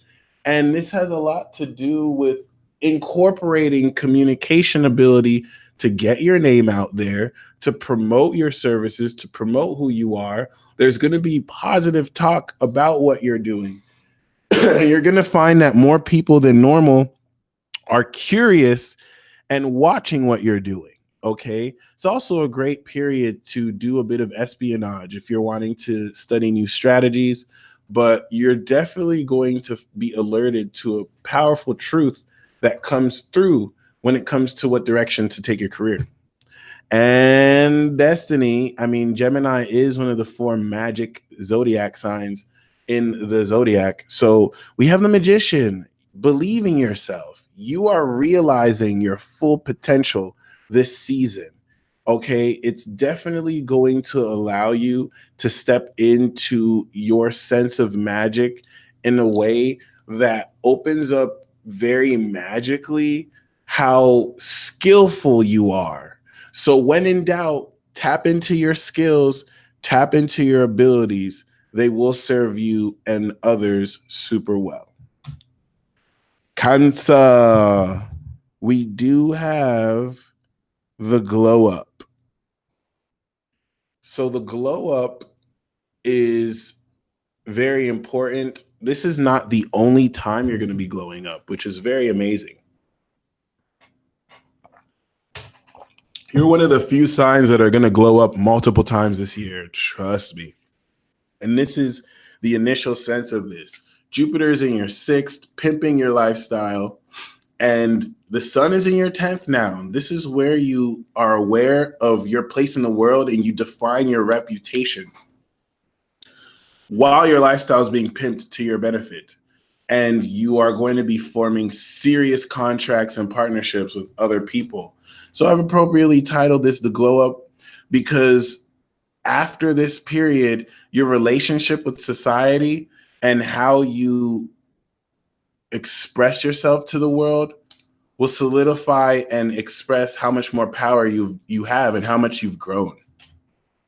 The full moon in Libra in your 4th house will allow you to release unconscious insecurities that don't necessarily balance the courage needed to express yourself publicly.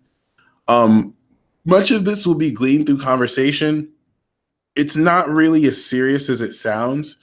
And because you're already kind of cleared this, it's actually going to be quite positive because you can really make peace with certain private issues that didn't work out the way they were meant to earlier.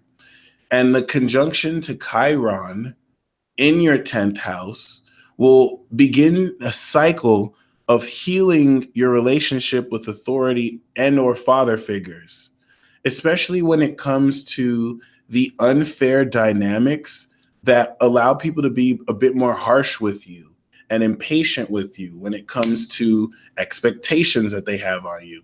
This will be healed. This will also allow you to heal the world with your creative exploits and whatever actions you take. However, it will also trigger deep sensitivity. So don't be mindful if people take the actions you take seriously. It is just revealing where people are sensitive, okay? Venus in your 9th, sextiling Uranus in your 11th is going to take the abstract but divine quality of your beliefs and heavily influence the people who subscribe to you. And in that sense, you have a claim to fame here too. I just didn't want to use the same word for you. And this is really going to make very real a lot of how you believe in yourself translated physically into other people believing in you, which translates greatly into money. Okay. Mars sextiling Chiron from your 12th house, Mars in your 12th to Chiron in your 10th is another one of those peculiar aspects because Mars in your 10th is actually just going to challenge the way you think to incorporate unconscious responses to how triggered you are by, people who push your buttons or people who don't respect you. And so, you could allow the opinions of other people to get to you, or you could allow this private, introspective energy to inspire you to change your perception around how you allow this to affect you or not. And finally, the Sun square Pluto from your 10th to the 7th is going to forever transform how you bridge your relationships with your public world and how you can bring working relationships with people into the public sphere so that the work you do together greatly enhances your career. It's more like a test though, because if people aren't ready to hang, they're not going to be able to move through you. If you're finding that people are holding you back from achieving your career goals, they gone. Like they're just going to be cut off. And it's not that they have to be cut off, but the south node's involved. So yeah, like there's a finality to things. Okay. For the new moon in Aries, whereas Taurus got the Knight of Wands, you have the King of Wands. Very appropriate, as the King of Wands is the independent connoisseur, the entrepreneur. Okay, this new moon cycle in your 10th house is going to open up powerful ability for you to very greatly step into independence like never before, and allow you in very great ways to be yourself, to do what you want to do, and put others on with that same level of coolness. Okay.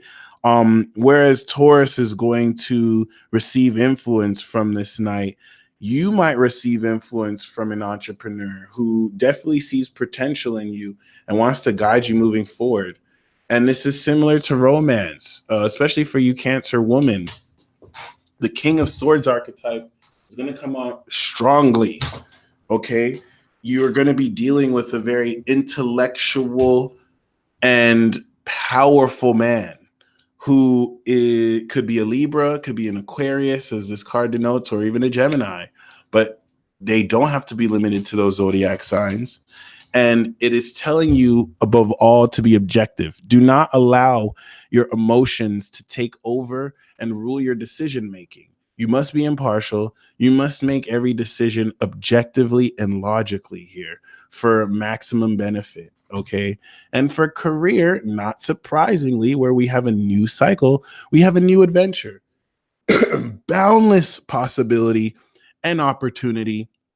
And the key here is to have an open mind, because you might have to engage in some things that at first are not your type until you realize, wow, this is kind of fun. So, I mean, the Fool card is amazing to get here because this is going to incorporate newness. All right. You literally embarking on a new journey in order to discover your own independence and authority. And for Destiny, we have the Sun card. So you win in two. Okay. This is about public success, material success, happiness, great marriages. This is one of the best cards of the tarot. It's ultimate happiness. And that is your destiny, Cancer. As a high priest or high priestess, you are taking part in expressing your vibration to the world to inspire joy for all, just by being authentic and showing others how to do that as well. So congrats. Speaking of the sun, Leo, we have solo adventure for you. Solo adventure is misleading because it's not like you'll be working alone, but I want you to see it as like an RPG where it's a solo adventure and you recruit people to your party here and there, which allows for a much more integrated experience. But this is truly a solo adventure into the true being of your identity and character, which allows for you to shine and inspire forth a greater level of authenticity within yourself and others like there has never been seen before, because Uranus is in your 10th house now. So Leo, y'all are the ones that are going to be setting the trends. Y'all are the ones that are going to be leading people forward when it comes to career advancement, as you should, which is very interesting. The full moon in Libra in your 3rd house is going to change your attitude based on how much more you believe in yourself. So you're going to find that the way you express yourself to people is less defensive and more empowering. The Sun conjunct Chiron in your 9th is going to revolutionize and begin a cycle of how you heal other people to believe in themselves, because you lead by example. Leo, you have honestly one of the most awesome transits here, the way this falls in your houses, because this is also going to, I don't want to even say heal, but definitely improve your relationship with God consciousness and how you see into the meaning through how you see you. Okay. This is what adds so much strength to you being this source conscious representative. And while Venus is in your 8th house, the sextile it'll make to your 10th will allow you to come into more money than you have ever come into your entire life. I'm a little jealous, but definitely very grateful. Because I'm Gemini, so I'm next to Leo, so definitely influenced. Shout out to Libra, who's next to Leo too. Like when Leo wins, we win, so it's dope, and vice versa. Venus in the 8th house of other people's resources is going to be fueling and making a pipeline to your 10th, which will exponentially bring windfalls of income. And like at first is going to be like unbelievable just how much with the flip of a switch this can come in. But this has a lot to do with your willingness to be vulnerable with how you deal with others. Since Venus is in the 8th, this is what's going to garner trust, which is going to greatly benefit your reputation. And with the Mars sextile Chiron aspect, from Chiron in your 9th to Mars in your 11th, a lot of how you lead by example with this new cycle of believing in yourself will allow you to take action in your circle of friends. But I don't even want to say 11th house is circle of friends, just in your community to spread that healing moving forward and to really inspire people to connect, creating a chain effect and link to where people get invigorated. What you really want to be mindful, though, of is this 9th house square to Pluto in your 6th. We're talking about a transformation of your behavior that must align with your current beliefs about yourself. So if you really believe that you're meant to be at a certain level in your life, what about your behavior must transform so that you are living that lifestyle and walking that talk? You'll find that as you enact this transit, it's already happening indirectly, but it is very important to be aware because any lack of integrity or authenticity will knock you off balance, but also show you what needs to change. For this new moon cycle in your 9th house, this is really going to have you embark on an adventure over the next 6 months into how you can come to the peak of your own consciousness, how you can reach the highest rawness. And I think it's great that we see the Chariot card here because this is what's going to very greatly, powerfully inspire you moving forward to really embrace facets of yourself that you haven't embraced before and push yourself forward into greater momentum that you haven't really pushed yourself forward into before. But you know, this is a victory transit in the greatest sense of the world. And it gets better because, you know, we're going to step into your 10th house next season. So just push forward. That's the message here. Push forward no matter what. With romance, we have the star card. So you're definitely going to be connecting with a high profile, influential individual who may be famous themselves and a celebrity. Okay, keep that in mind. This is recognition that's going to happen on a soul level with you and another person. And for career, you're going to receive very exciting news. Gemini got the Page of Swords. You got the Page of Wands. Both are really the same thing, except the Page of Swords is more intellectual, hence them being an air sign, and the Page of Wands is more passionate, hence you being a fire sign. You're going to implement new risks in your career that are exciting because they've never been done before. And the news that you receive will add so much passion to what you can do. This is going to make you more excited than worried. And we have another page card here with the Page of Pentacles, which is saying that you're going to restructure greatly your income potential and you're going to really focus a lot on your health and your wealth. Some of you may feel like you're starting from scratch, but this is actually better. And this is going to really allow you to receive gifts from the right people where it counts. Virgo, Secret Wars. Oh, wow, Virgo, you're so magical. It is 5:33 right now. And every time I do anything with Virgo, the number 33 comes up strong. I probably shouldn't have said that, but you know, I have a big mouth. I'm a Gemini. So that's very important to me because that is the epitome of Virgo, consistency. Virgo is not the most powerful. In fact, Virgo is one of the weakest signs, but they have every other sign be inconsistency to where it will add up. The fact that, there's going to be this consistency of synchronicity with Virgo is a testament to how magical you are and how a lot of this is effortless and you don't even have to force it. So the reason why I call this Secret Wars is the sun's going to be in your eighth, which is private, or secret. Jupiter is going to be in your fourth, which is private. And you're going to have to be dealing with secret elements that you're aware of that other people aren't aware of. And so there's a perceptual battle with others that will fight over making sure people get things right, because you will be dealing with other people who take advantage of the fact that other people aren't aware of certain things and use their unawareness against you to make you look a certain way. Okay. Hence wars happening secretly. Now, this is not at all a bad thing. I just wanted to be dramatic here. This isn't really going to be a war as much as it is going to be internal transformation.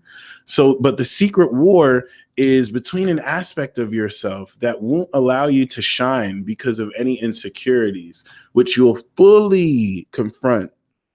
Okay. The full moon in Libra in your second house will open the doorway for you to manifest so much more money because of the value you'll be receptive to in the connections and partnerships you are directly manifesting. Now, this is where we get deep because the sun conjunct Chiron cycle is going to be in your eighth. And this is going to make you aware of very deep wounds that you have. Very, very, very deep wounds that you have deep inside. Well, Aries isn't even the most deep sign, but the way it triggers you will be very deep. And the whole purpose of this is to confront these wounds in a very raw and authentic way that definitely allows you to heal other people and help them embrace this more raw sense of yourself. But because this will more so play into more authentic way of dealing with others where masks fall right off, you'll notice that with the Mars sextile Chiron from your 10th with the Mars in 10th and then Chiron in your 8th, this very much so changes the dynamic of how you even do business, how you connect publicly in your world, and the actions you take to achieve your career goals. Because there's just going to be this sense of inhibition that will cease to exist. Mind you, the 8th house is highly sexual too. So you're going to be expressing more of that. You're going to be more comfortable expressing more of your sexuality on social media platforms and in real life, okay? With Venus in your 7th, sextiling Uranus in your 9th, this is going to change radically your beliefs about the people you're in relationships with. In fact, Venus in your 7th is going to make more divine partnerships that you have very, very, or let me rephrase that. It's going to make more divine your partnerships that you have. And the thing with this is it will bring a sense of closeness with the right people. And this is what's going to allow you to now establish with your critical awareness and analysis of these relationships, values that you can believe in pertaining to these relationships. Oh, and it also means a lot of money. With the Sun square Pluto to your 8th, with Pluto in your 5th, this is a part of the secret war dynamic to where you're blasting forth greater creativity through psychological triggers deep within your consciousness that allow you to embrace more your vulnerabilities and push you to express more of your creativity where you would normally inhibit yourself. You're going to break through in this fashion. Okay, not surprisingly, we have the Virgo card, the Hermit. For this new moon in Aries cycle, some things are better left kept secret. And this new moon in your 8th is definitely going to open up a 6-month cycle of transformation and dealing with other people that will manifest fully in September and October, rather. With that being said, the Hermit card is telling you to, or wanting you to embrace your own energy and adhere to your silent counsel. Yeah, other people will give you advice, but what are you telling yourself? You want to listen to what you're saying more than what other people are saying. You have a lot of divine guidance that is pushing you forward. So, really allow any introspective focus to shine your way forward. And for romance, we do have the Nine of Wands. The Nine of Wands is all about perseverance, but also dealing with stress. Don't be put off or take personal any delays, any frustrations in romance. You are being called to persevere regardless. And honestly, I get the sense that some of you just have huge walls up, and it's telling you to stay discerning, but don't have your walls up so much due to your past experiences that you shut out someone who's genuine. Make sure that you discern enough to know who to let in. For career, we do have the King of Swords, which is no coincidence because Mars is going to be in your 10th, which is very King of Swords energy. Technically, that's not the tarot card for it, but this is denoting you stepping into a peak consciousness of your talent. And what I really mean to say is you're going to become an expert in your field, and you can't hide this. Like, you have to be aggressive about this and be like, here are my stats. This is what separates me from the competition. And this is what's going to allow people to come to you for advice. You have to be very objective, clear, and logical when it comes to how you direct your career. And similar to Gemini, you are the second magic zodiac sign in this wheel, and we have the Magician for you again still. So this is talking about realizing your potential, believing in yourself, manifesting new magical abilities, and utilizing your skill sets and talents to push you forward, to get you out of any situation that's negative, and to manifest what's above down here below. Libra, we have influenza. I call this influenza because with the sun in your 7th, you're going to be influencing people so much with your ideas and your attitude and your communication, which is contagious with Jupiter in your 3rd, that they're going to catch influence from you and they're going to share it with other people. It's the best time to be a socialite and to utilize social media platforms to reach a lot of people. Okay. Especially with the full moon in your sign, which is going to dispel an old way of seeing yourself through other people. And with the sun conjunct Chiron in your 7th, the damage that Uranus has left and wrecked and revolutionized with all these crazy people that you've been attracting, it's now polishing up. It's clearing. It's allowing you to heal others through being vulnerable with other people. But there's a more transmutative quality to this energy that will allow you to cut directly to the wounds other people have, or to poke at vulnerabilities in others so that they can be addressed once and for all, and vice versa. Venus will be in your 6th, sextiling Uranus in your 8th. And so this is going to have you transform behavioral responses to relationship dynamics and themes in the most unconventional way, which will require you sitting with very awkward moments, because this makes a king kunks to you. So everything you do at one level is going to expose, a lack of purity in one's behavior or your behavior, and then have to have you transform this accordingly, which is an indirect effect. It's actually amazing, because what the same aspect will do is take very important relationships to you and have you engender much deeper intimacy, but through a lot of awkwardness. Honestly, though, I don't think you'll be awkward. You're very intelligent, so you know how to see a social situation for what it is. But I mean, you're going to be utilizing a lot of awkward vibes.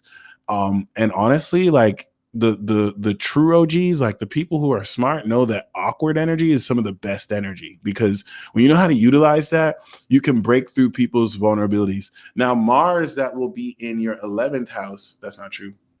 In your 9th house, sextiling Chiron in your 7th will allow you to really share your beliefs in quite a militant way based on what you're aware other people need to hear.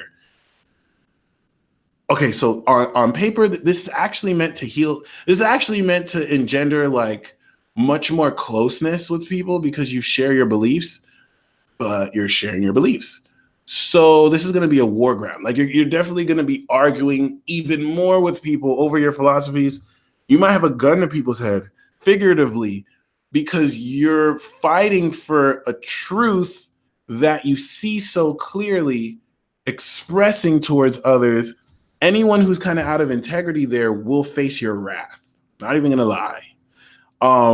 And finally, Sun in your 7th house, square Pluto in your 4th. Whereas for Aries, they're going to really deal with more public issues.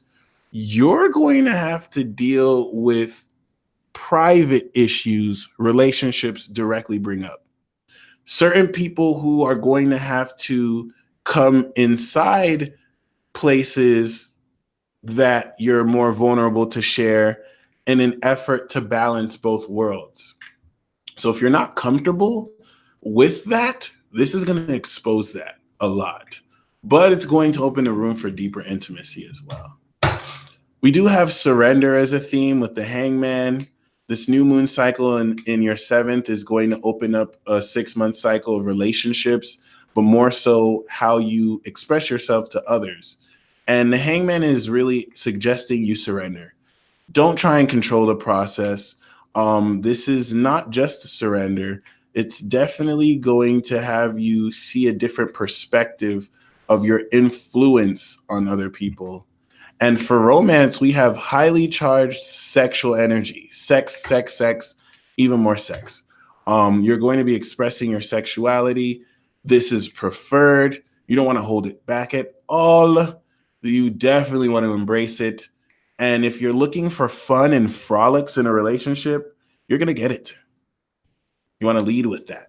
Career, we have the Hierophant. So everything that you do regarding your career is going to be made more official. You're aligning what you do with the status quo. And in this sense, you're setting trends. In fact, extra points for any of you who incorporate a sense of spirituality into your career, because this will engender a lot more respect for you and definitely teach people values that is needed for them moving forward. We do have the Moon card for destiny.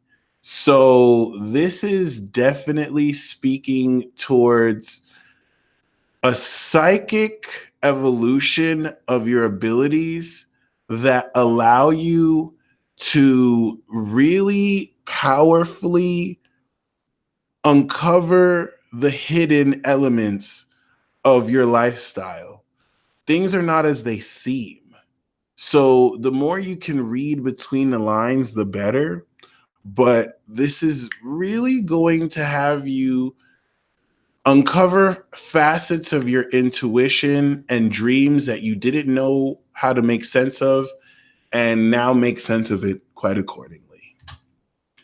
Scorpio, we have lifestyle definition, which is very relevant here because we have Aries in your 6th house.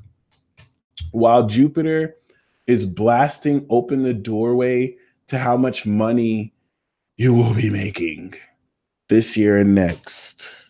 So keep that in mind, because this is going to put greater in your control how you authentically want to live your life and how you define the lifestyle you live based on this recent evolution last year and this year has brought you.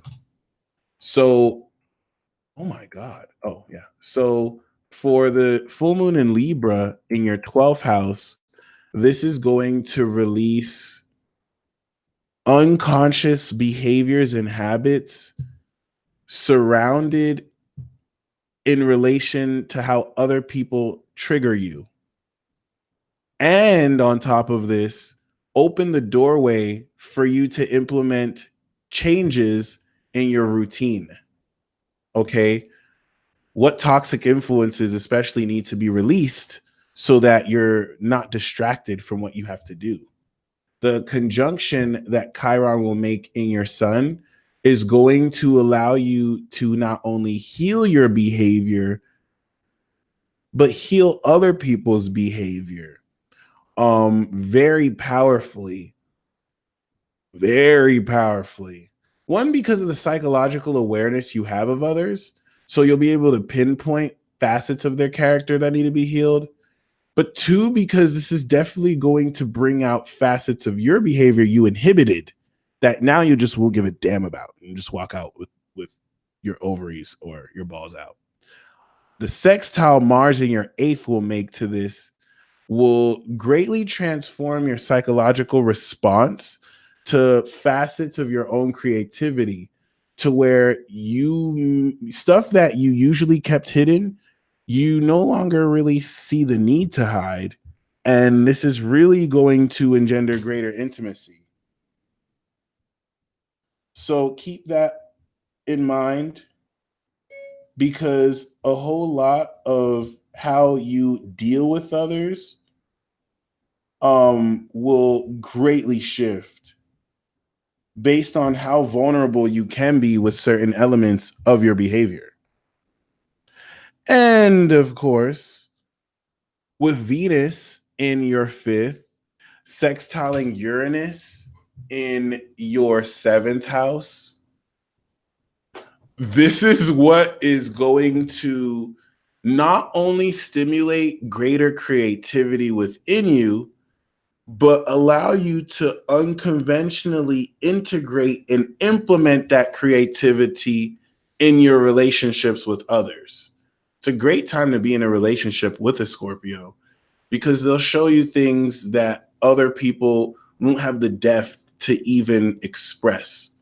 Whereas you, as a Scorpio, will dive and tap into your heart in magical ways that literally have you manifest this physically with others.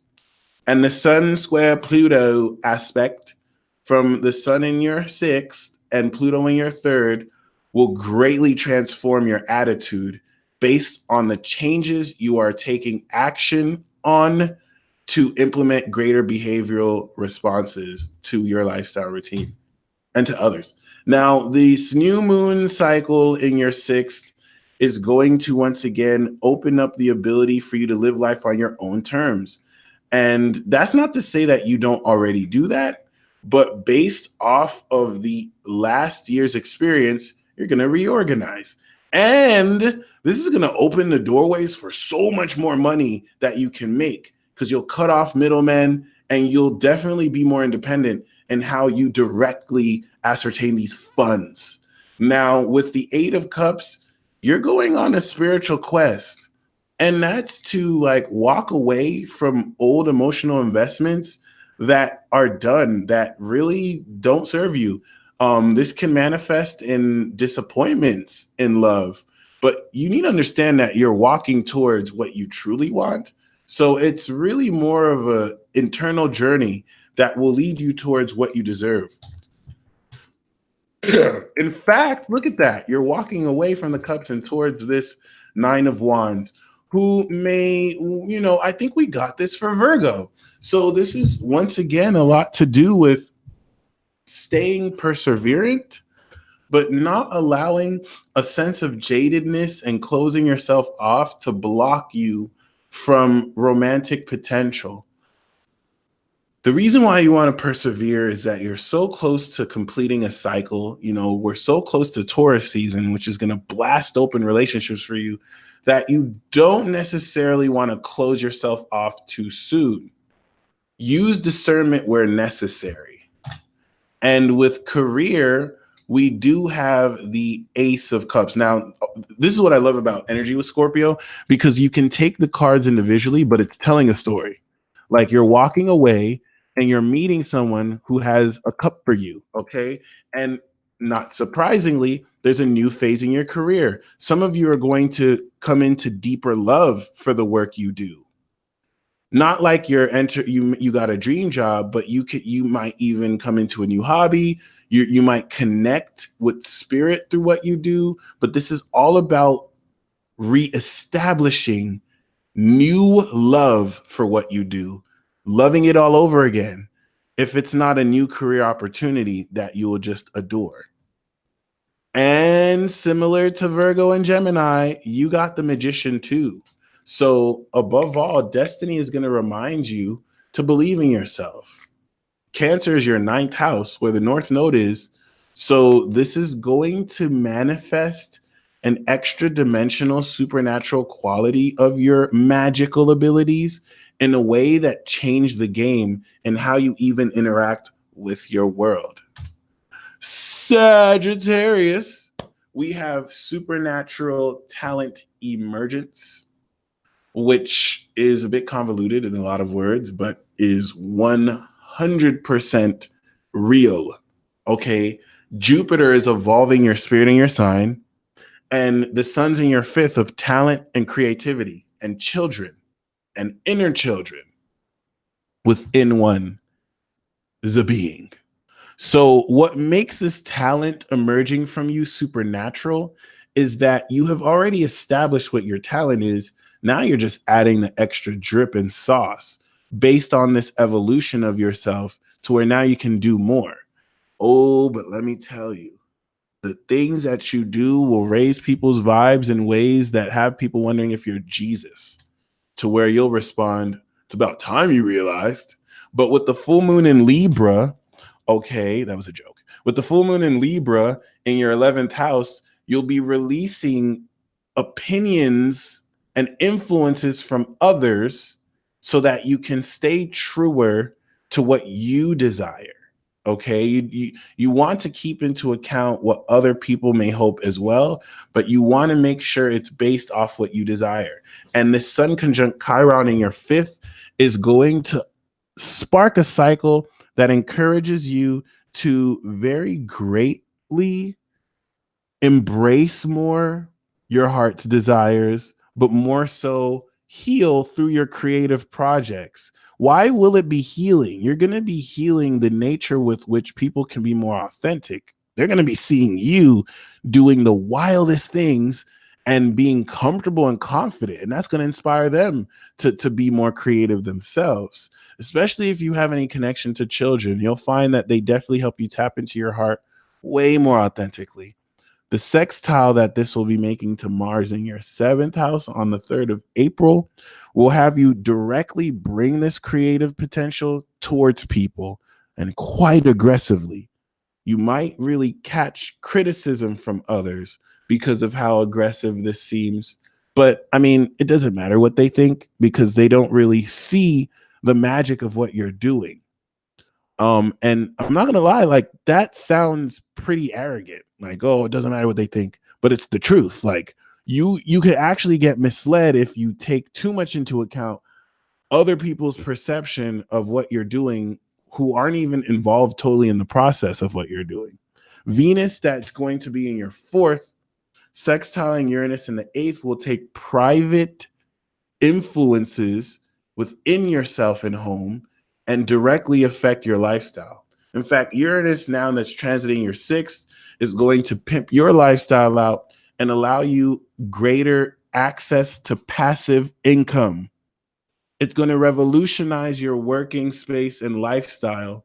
And this is where you're going to be able to now manifest more realistically this deeper soul divine urge to connect to other worlds and now link what's abstract into being very real. This is also what lends to this talent being supernatural.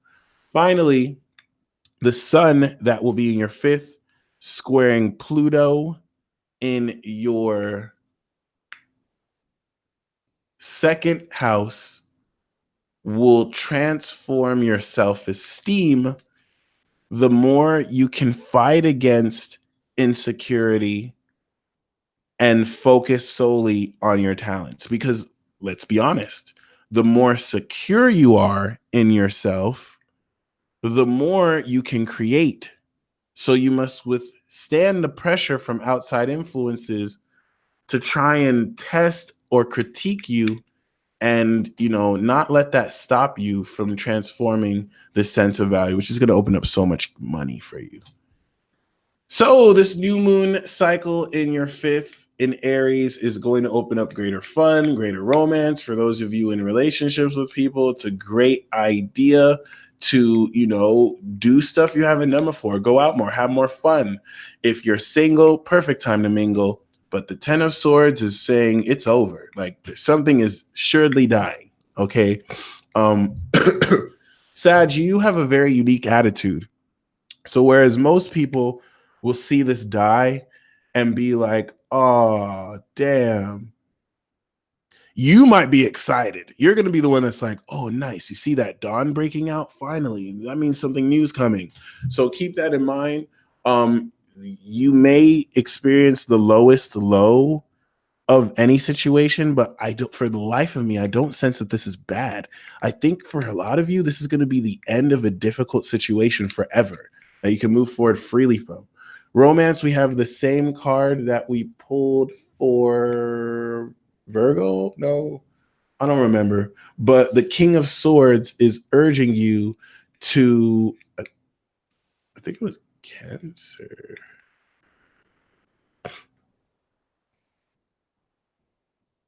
It was Cancer. It was Cancer. The same card we had for Cancer, Sagittarius. Be objective. Just like Cancer, you are going to connect with a very objective individual, whether you're with that person, could be a Libra, Gemini, Aquarius, Gemini, Libra, Aquarius, Aquarius, Gemini, Libra. It doesn't have to be limited to those zodiac signs. You need to be objective. You need to be logical, but this is definitely someone that will balance your more passionate essence with their objective clarity. Okay. Ooh, for career, we have the Wheel of Fortune, which is very powerful because it definitely denotes this level and sense of expansion. You're definitely going to be in a position to come into unexpected rewards, and your luck's definitely going to turn. This is like winning the lottery, by the way. So expect unexpected advancements and just a lot of fortune to shine down your way. This is Jupiter, which you rule, so which rules your sign. So Jupiter's going to look out for you. And we got the Nine of Cups for destiny. So what this Aries season is definitely going to remind you is that you deserve what you want, what you desire. Okay, make a wish, Sagittarius. What is the wish you want granted this season? You will get it. And whether you make a wish or not, you're going to end the season rather satisfied. Capricorn, Aries is your fourth house. And this is why I've appropriately titled this Coming Home. Uranus is out your fourth, and you've definitely revolutionized the relationship you have with your soul. And with Jupiter in your 12th, this releasing of the past 12 years is going to allow you to make peace with certain things that haven't worked out and certain vulnerable facets of your own passion that you keep locked away instead of express. Okay. Now, with the full moon in your 10th, you're going to release old career goals so that you can consolidate what you have recently achieved and how you can definitely focus more on within you. And with the conjunction to Chiron, um, it's definitely going to uncover deep vulnerabilities. And it's definitely something that's going to inspire and push you to be more open with the right people about certain private home issues. Thankfully, though, because of the hard work you've done, you definitely will be in a position to open up much more appropriately to how well you could make your inner strengths start to manifest, especially with Mars that will be in your sixth house sextiling this. Because every single facet that this cycle will bring up to your awareness, you will immediately implement into your routine. Mars is very powerful in your sixth because you'll be changing elements of your lifestyle aligned with your mind in order to just make more efficient what you do. Ooh, it's going to make you so much money. And the fourth house square that the sun will be making to Pluto in your first will break you. It's not going to utterly break you, but it's going to break a facet of yourself that's out of integrity. One that doesn't allow you to feel, Capricorn. One that doesn't allow you to truly be at home within your soul. Whatever part of that exists within you will die. It's not going to die like a cruel, cold death. It's just going to die. And it's going to make room to free up this energy and have you feel more comfortable in your own skin than you have in a while. This is just going to feel really uncomfortable, though, for the first few weeks. This new moon cycle in your fourth may allow you to move to a new house. It could give you renovations in your current home. But the purpose of this is to be more authentic with yourself within. And the two of so I mean, some of you are literally hiding feelings that you have for people because you'd rather be even keeled. I even see this with the Two of Swords. It's like you know it's a risk or a sacrifice to share how you may feel because it doesn't make the most sense to you. And if anything, this could be you might have feelings with someone that you don't even like that. And so it's just easier to suppress them. Well, the Two of Swords is suggesting that you balance your mind and heart here. You do not make too many emotionally ruled decisions, which you already don't do, but make sure that you definitely consult logic, okay? Which you are already going to do, but it's very, I'm really getting with this a private sense. Like you're really going to be keeping things to your heart and not allowing people to manipulate or influence you accordingly. Well, with romance, we do have the Two of Swords. I mean, the Two of Cups.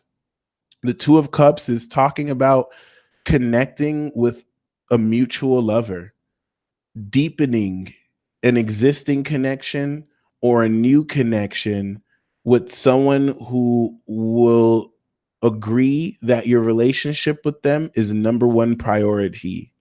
So, I mean, this is amazing. This is actually one of the best cards you want to get in the romance reading, other than the Ten of Cups and the Lovers and the Six of Cups. So you'll be connecting with a twin flame or a soulmate. And this is definitely going to help you open your heart. And what's even better with this is the same card for career. So this is going to be a partner you're working with. Okay. Maybe you might develop a partnership with someone romantically that's separate from a career partnership, but I get the sense that they're linked and that whoever you connect with this month and season is going to be someone who's going to be a valuable business partner because you're both aligned and you see eye to eye.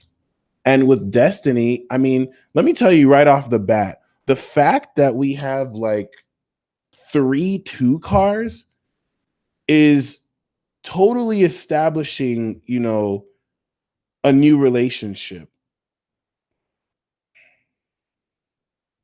So keep that in mind.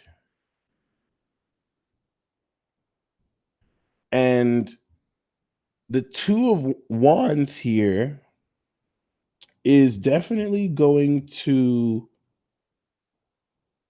allow you to really manifest your vision into reality. You're definitely going to be making plans and you're going to be feeling into what your sense of authenticity is when it comes to a lot of where you see your place in the world and having the world in your hands. Capricorn, you may truly feel more in your power than you've ever felt, and congratulations. Aquarius, we have superstardom. Okay. Some of you have been feeling this like it's your time and it's ready. That's because, I mean, your time was a few years ago, but it takes people a while to catch on. It is definitely time. The people who've been sleeping on you, ooh, they're going to realize they've been missing out. The people who failed to see your value, some of them might still hate, but they undeniably won't be able to. And trust when I say you're going to rocket propel to superstardom. One reason to this is because you have such an expert awareness of sociology and how to communicate with a lot of people that something that would take a long process for people, you're instantly going to ascertain.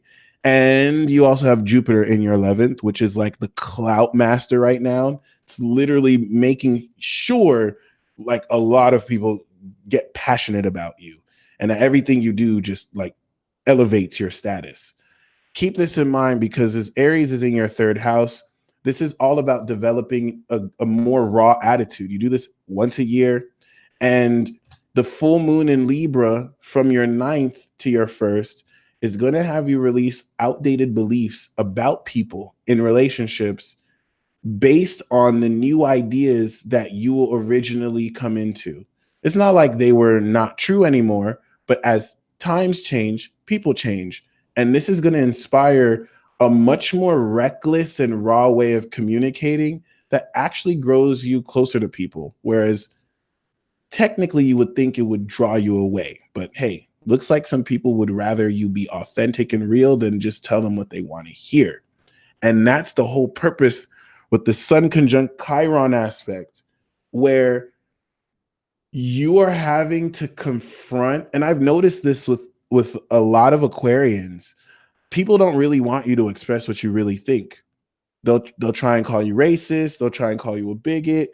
They won't notice the nuance between your sarcasm. They'll be extra harsh on you, and you're healing this. This has inhibited some of you from communicating because you're tired of people just calling you crazy. You don't care, but it's like, why deal with that? Well, you're going to find that you're able to come back to these concepts. You're able to push the envelope and the limits to which you can communicate this. I never really considered you being afraid to, but this is definitely going to make it more fun to.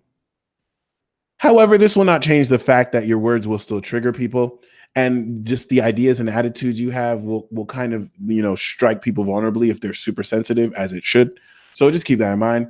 Mars, which will be sextiling from your fifth to this third house energy, will take this vulnerability of your mind and attitude as it heals your attitude and subsequently the attitudes of others, and will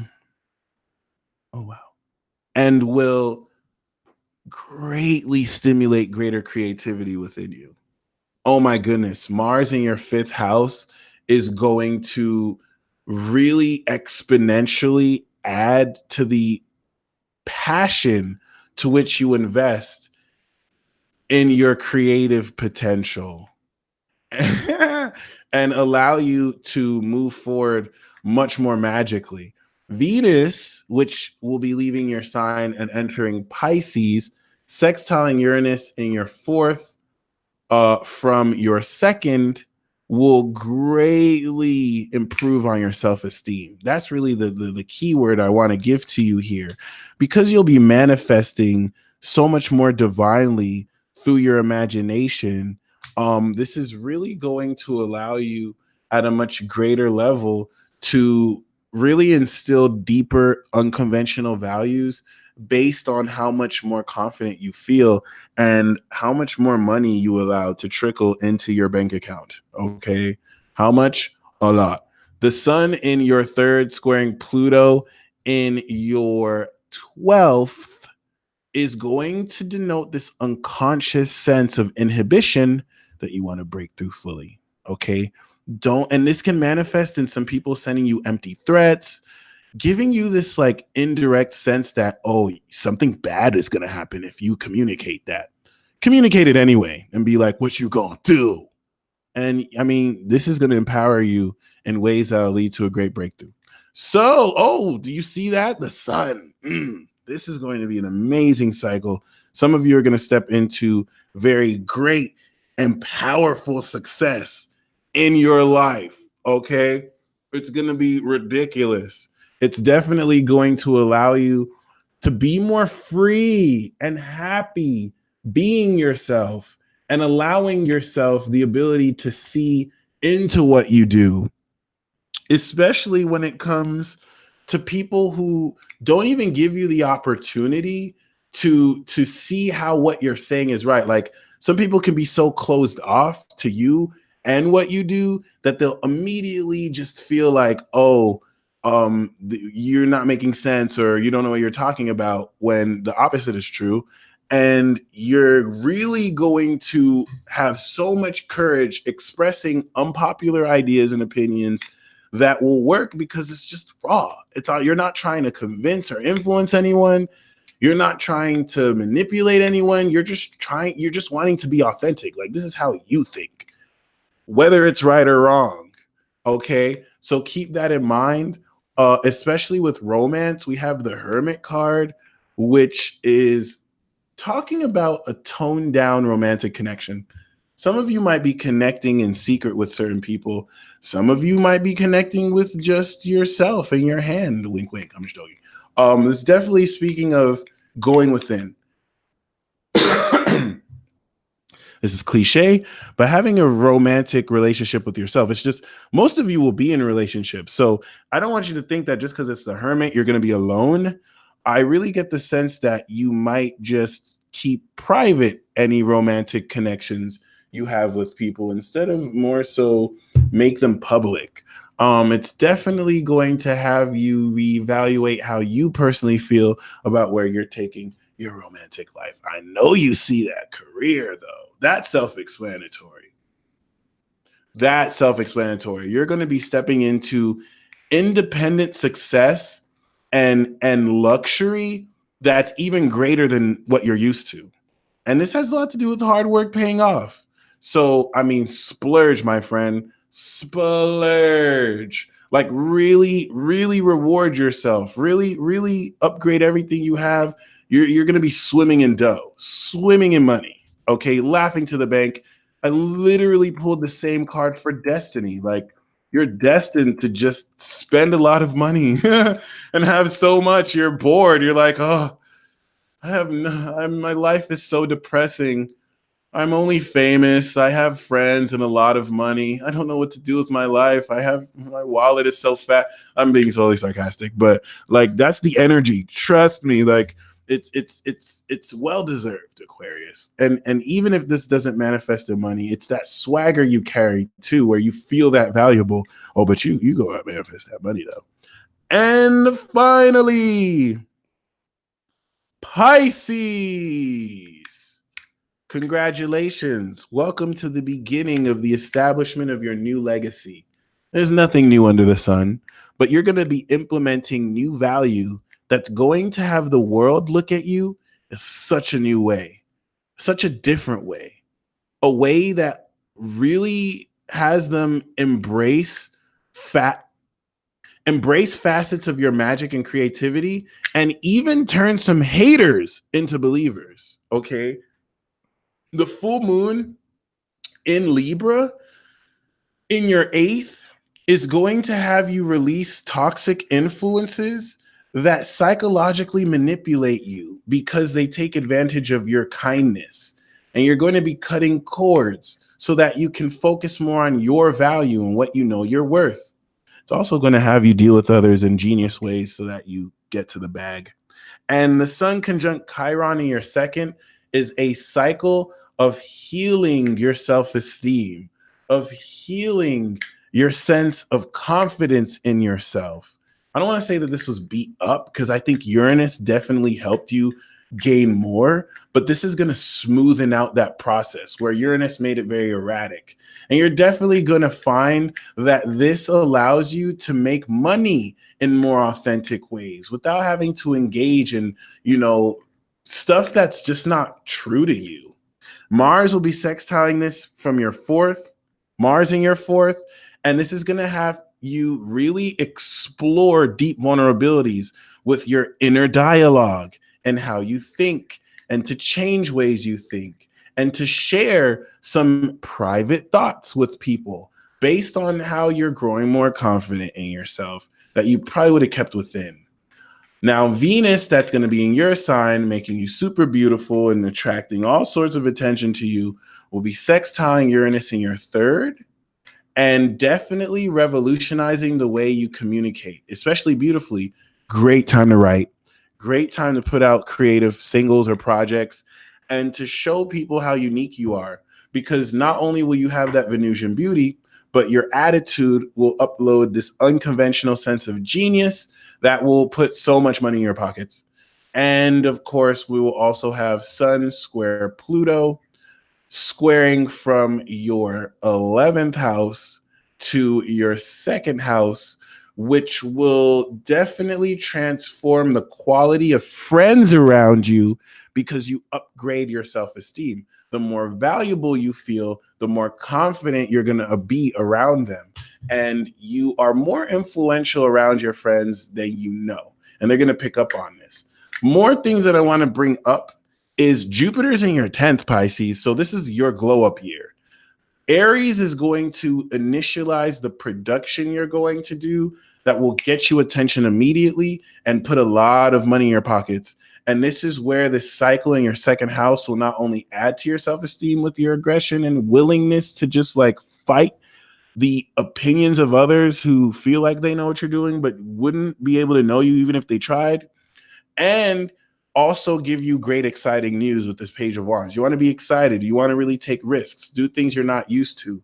Romance, we have the Two of Wands. Someone in a high position of power will see eye to eye with you and be able to perhaps bring their influence to help you out. But I see this as you making plans as well, really denoting what is the type of person you want to be with, who really makes you feel great. I do get the sense, though, that you're going to connect with someone that is totally on board with your plans and you're able to connect with very passionately. Ironically, for career, we have the Five of Pentacles. So this can denote this won't be the best year. I'm sorry, this won't be the best month to make a lot of money. In fact, you may take a financial loss in your career.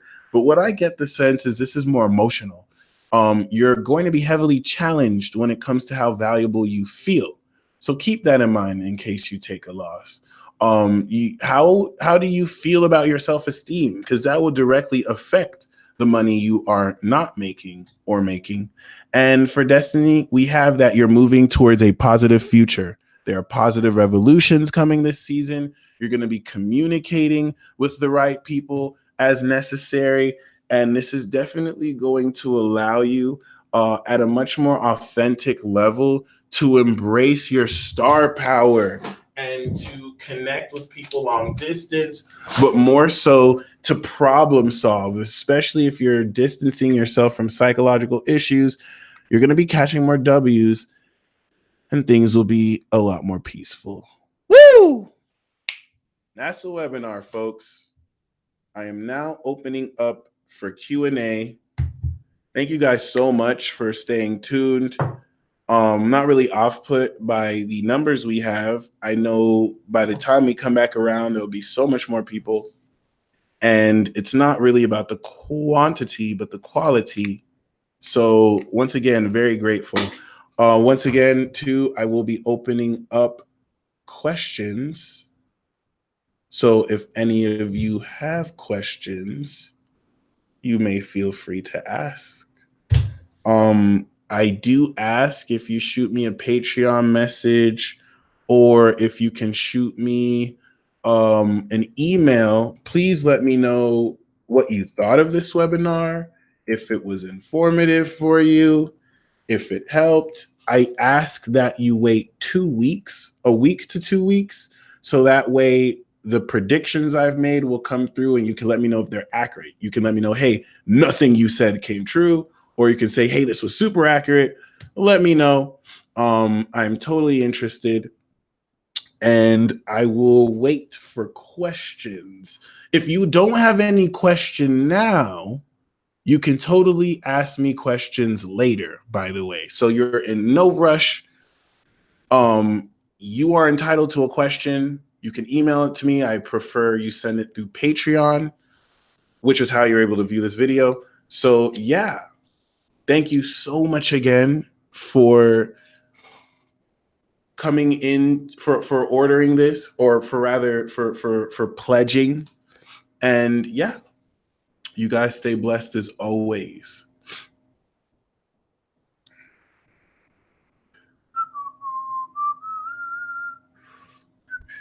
I'm going to end this with a singing bowl song.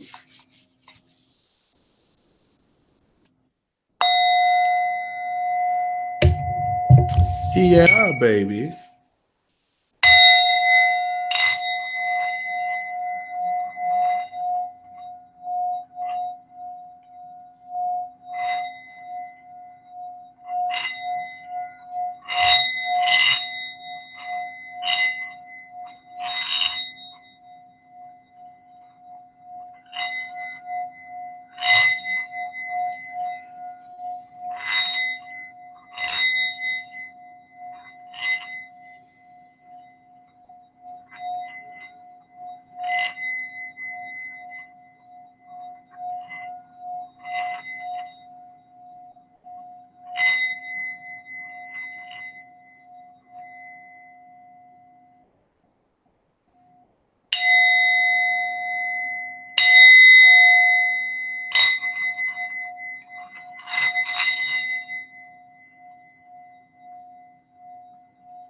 I love singing bowls.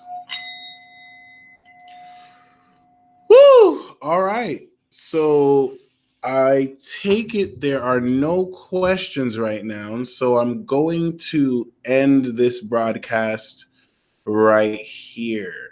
Okay. If any of you should have any questions moving forward, just shoot me a message on Patreon. I got you. If you're watching this after it's live, same deal. And thank you once again for joining. Until next time, peace.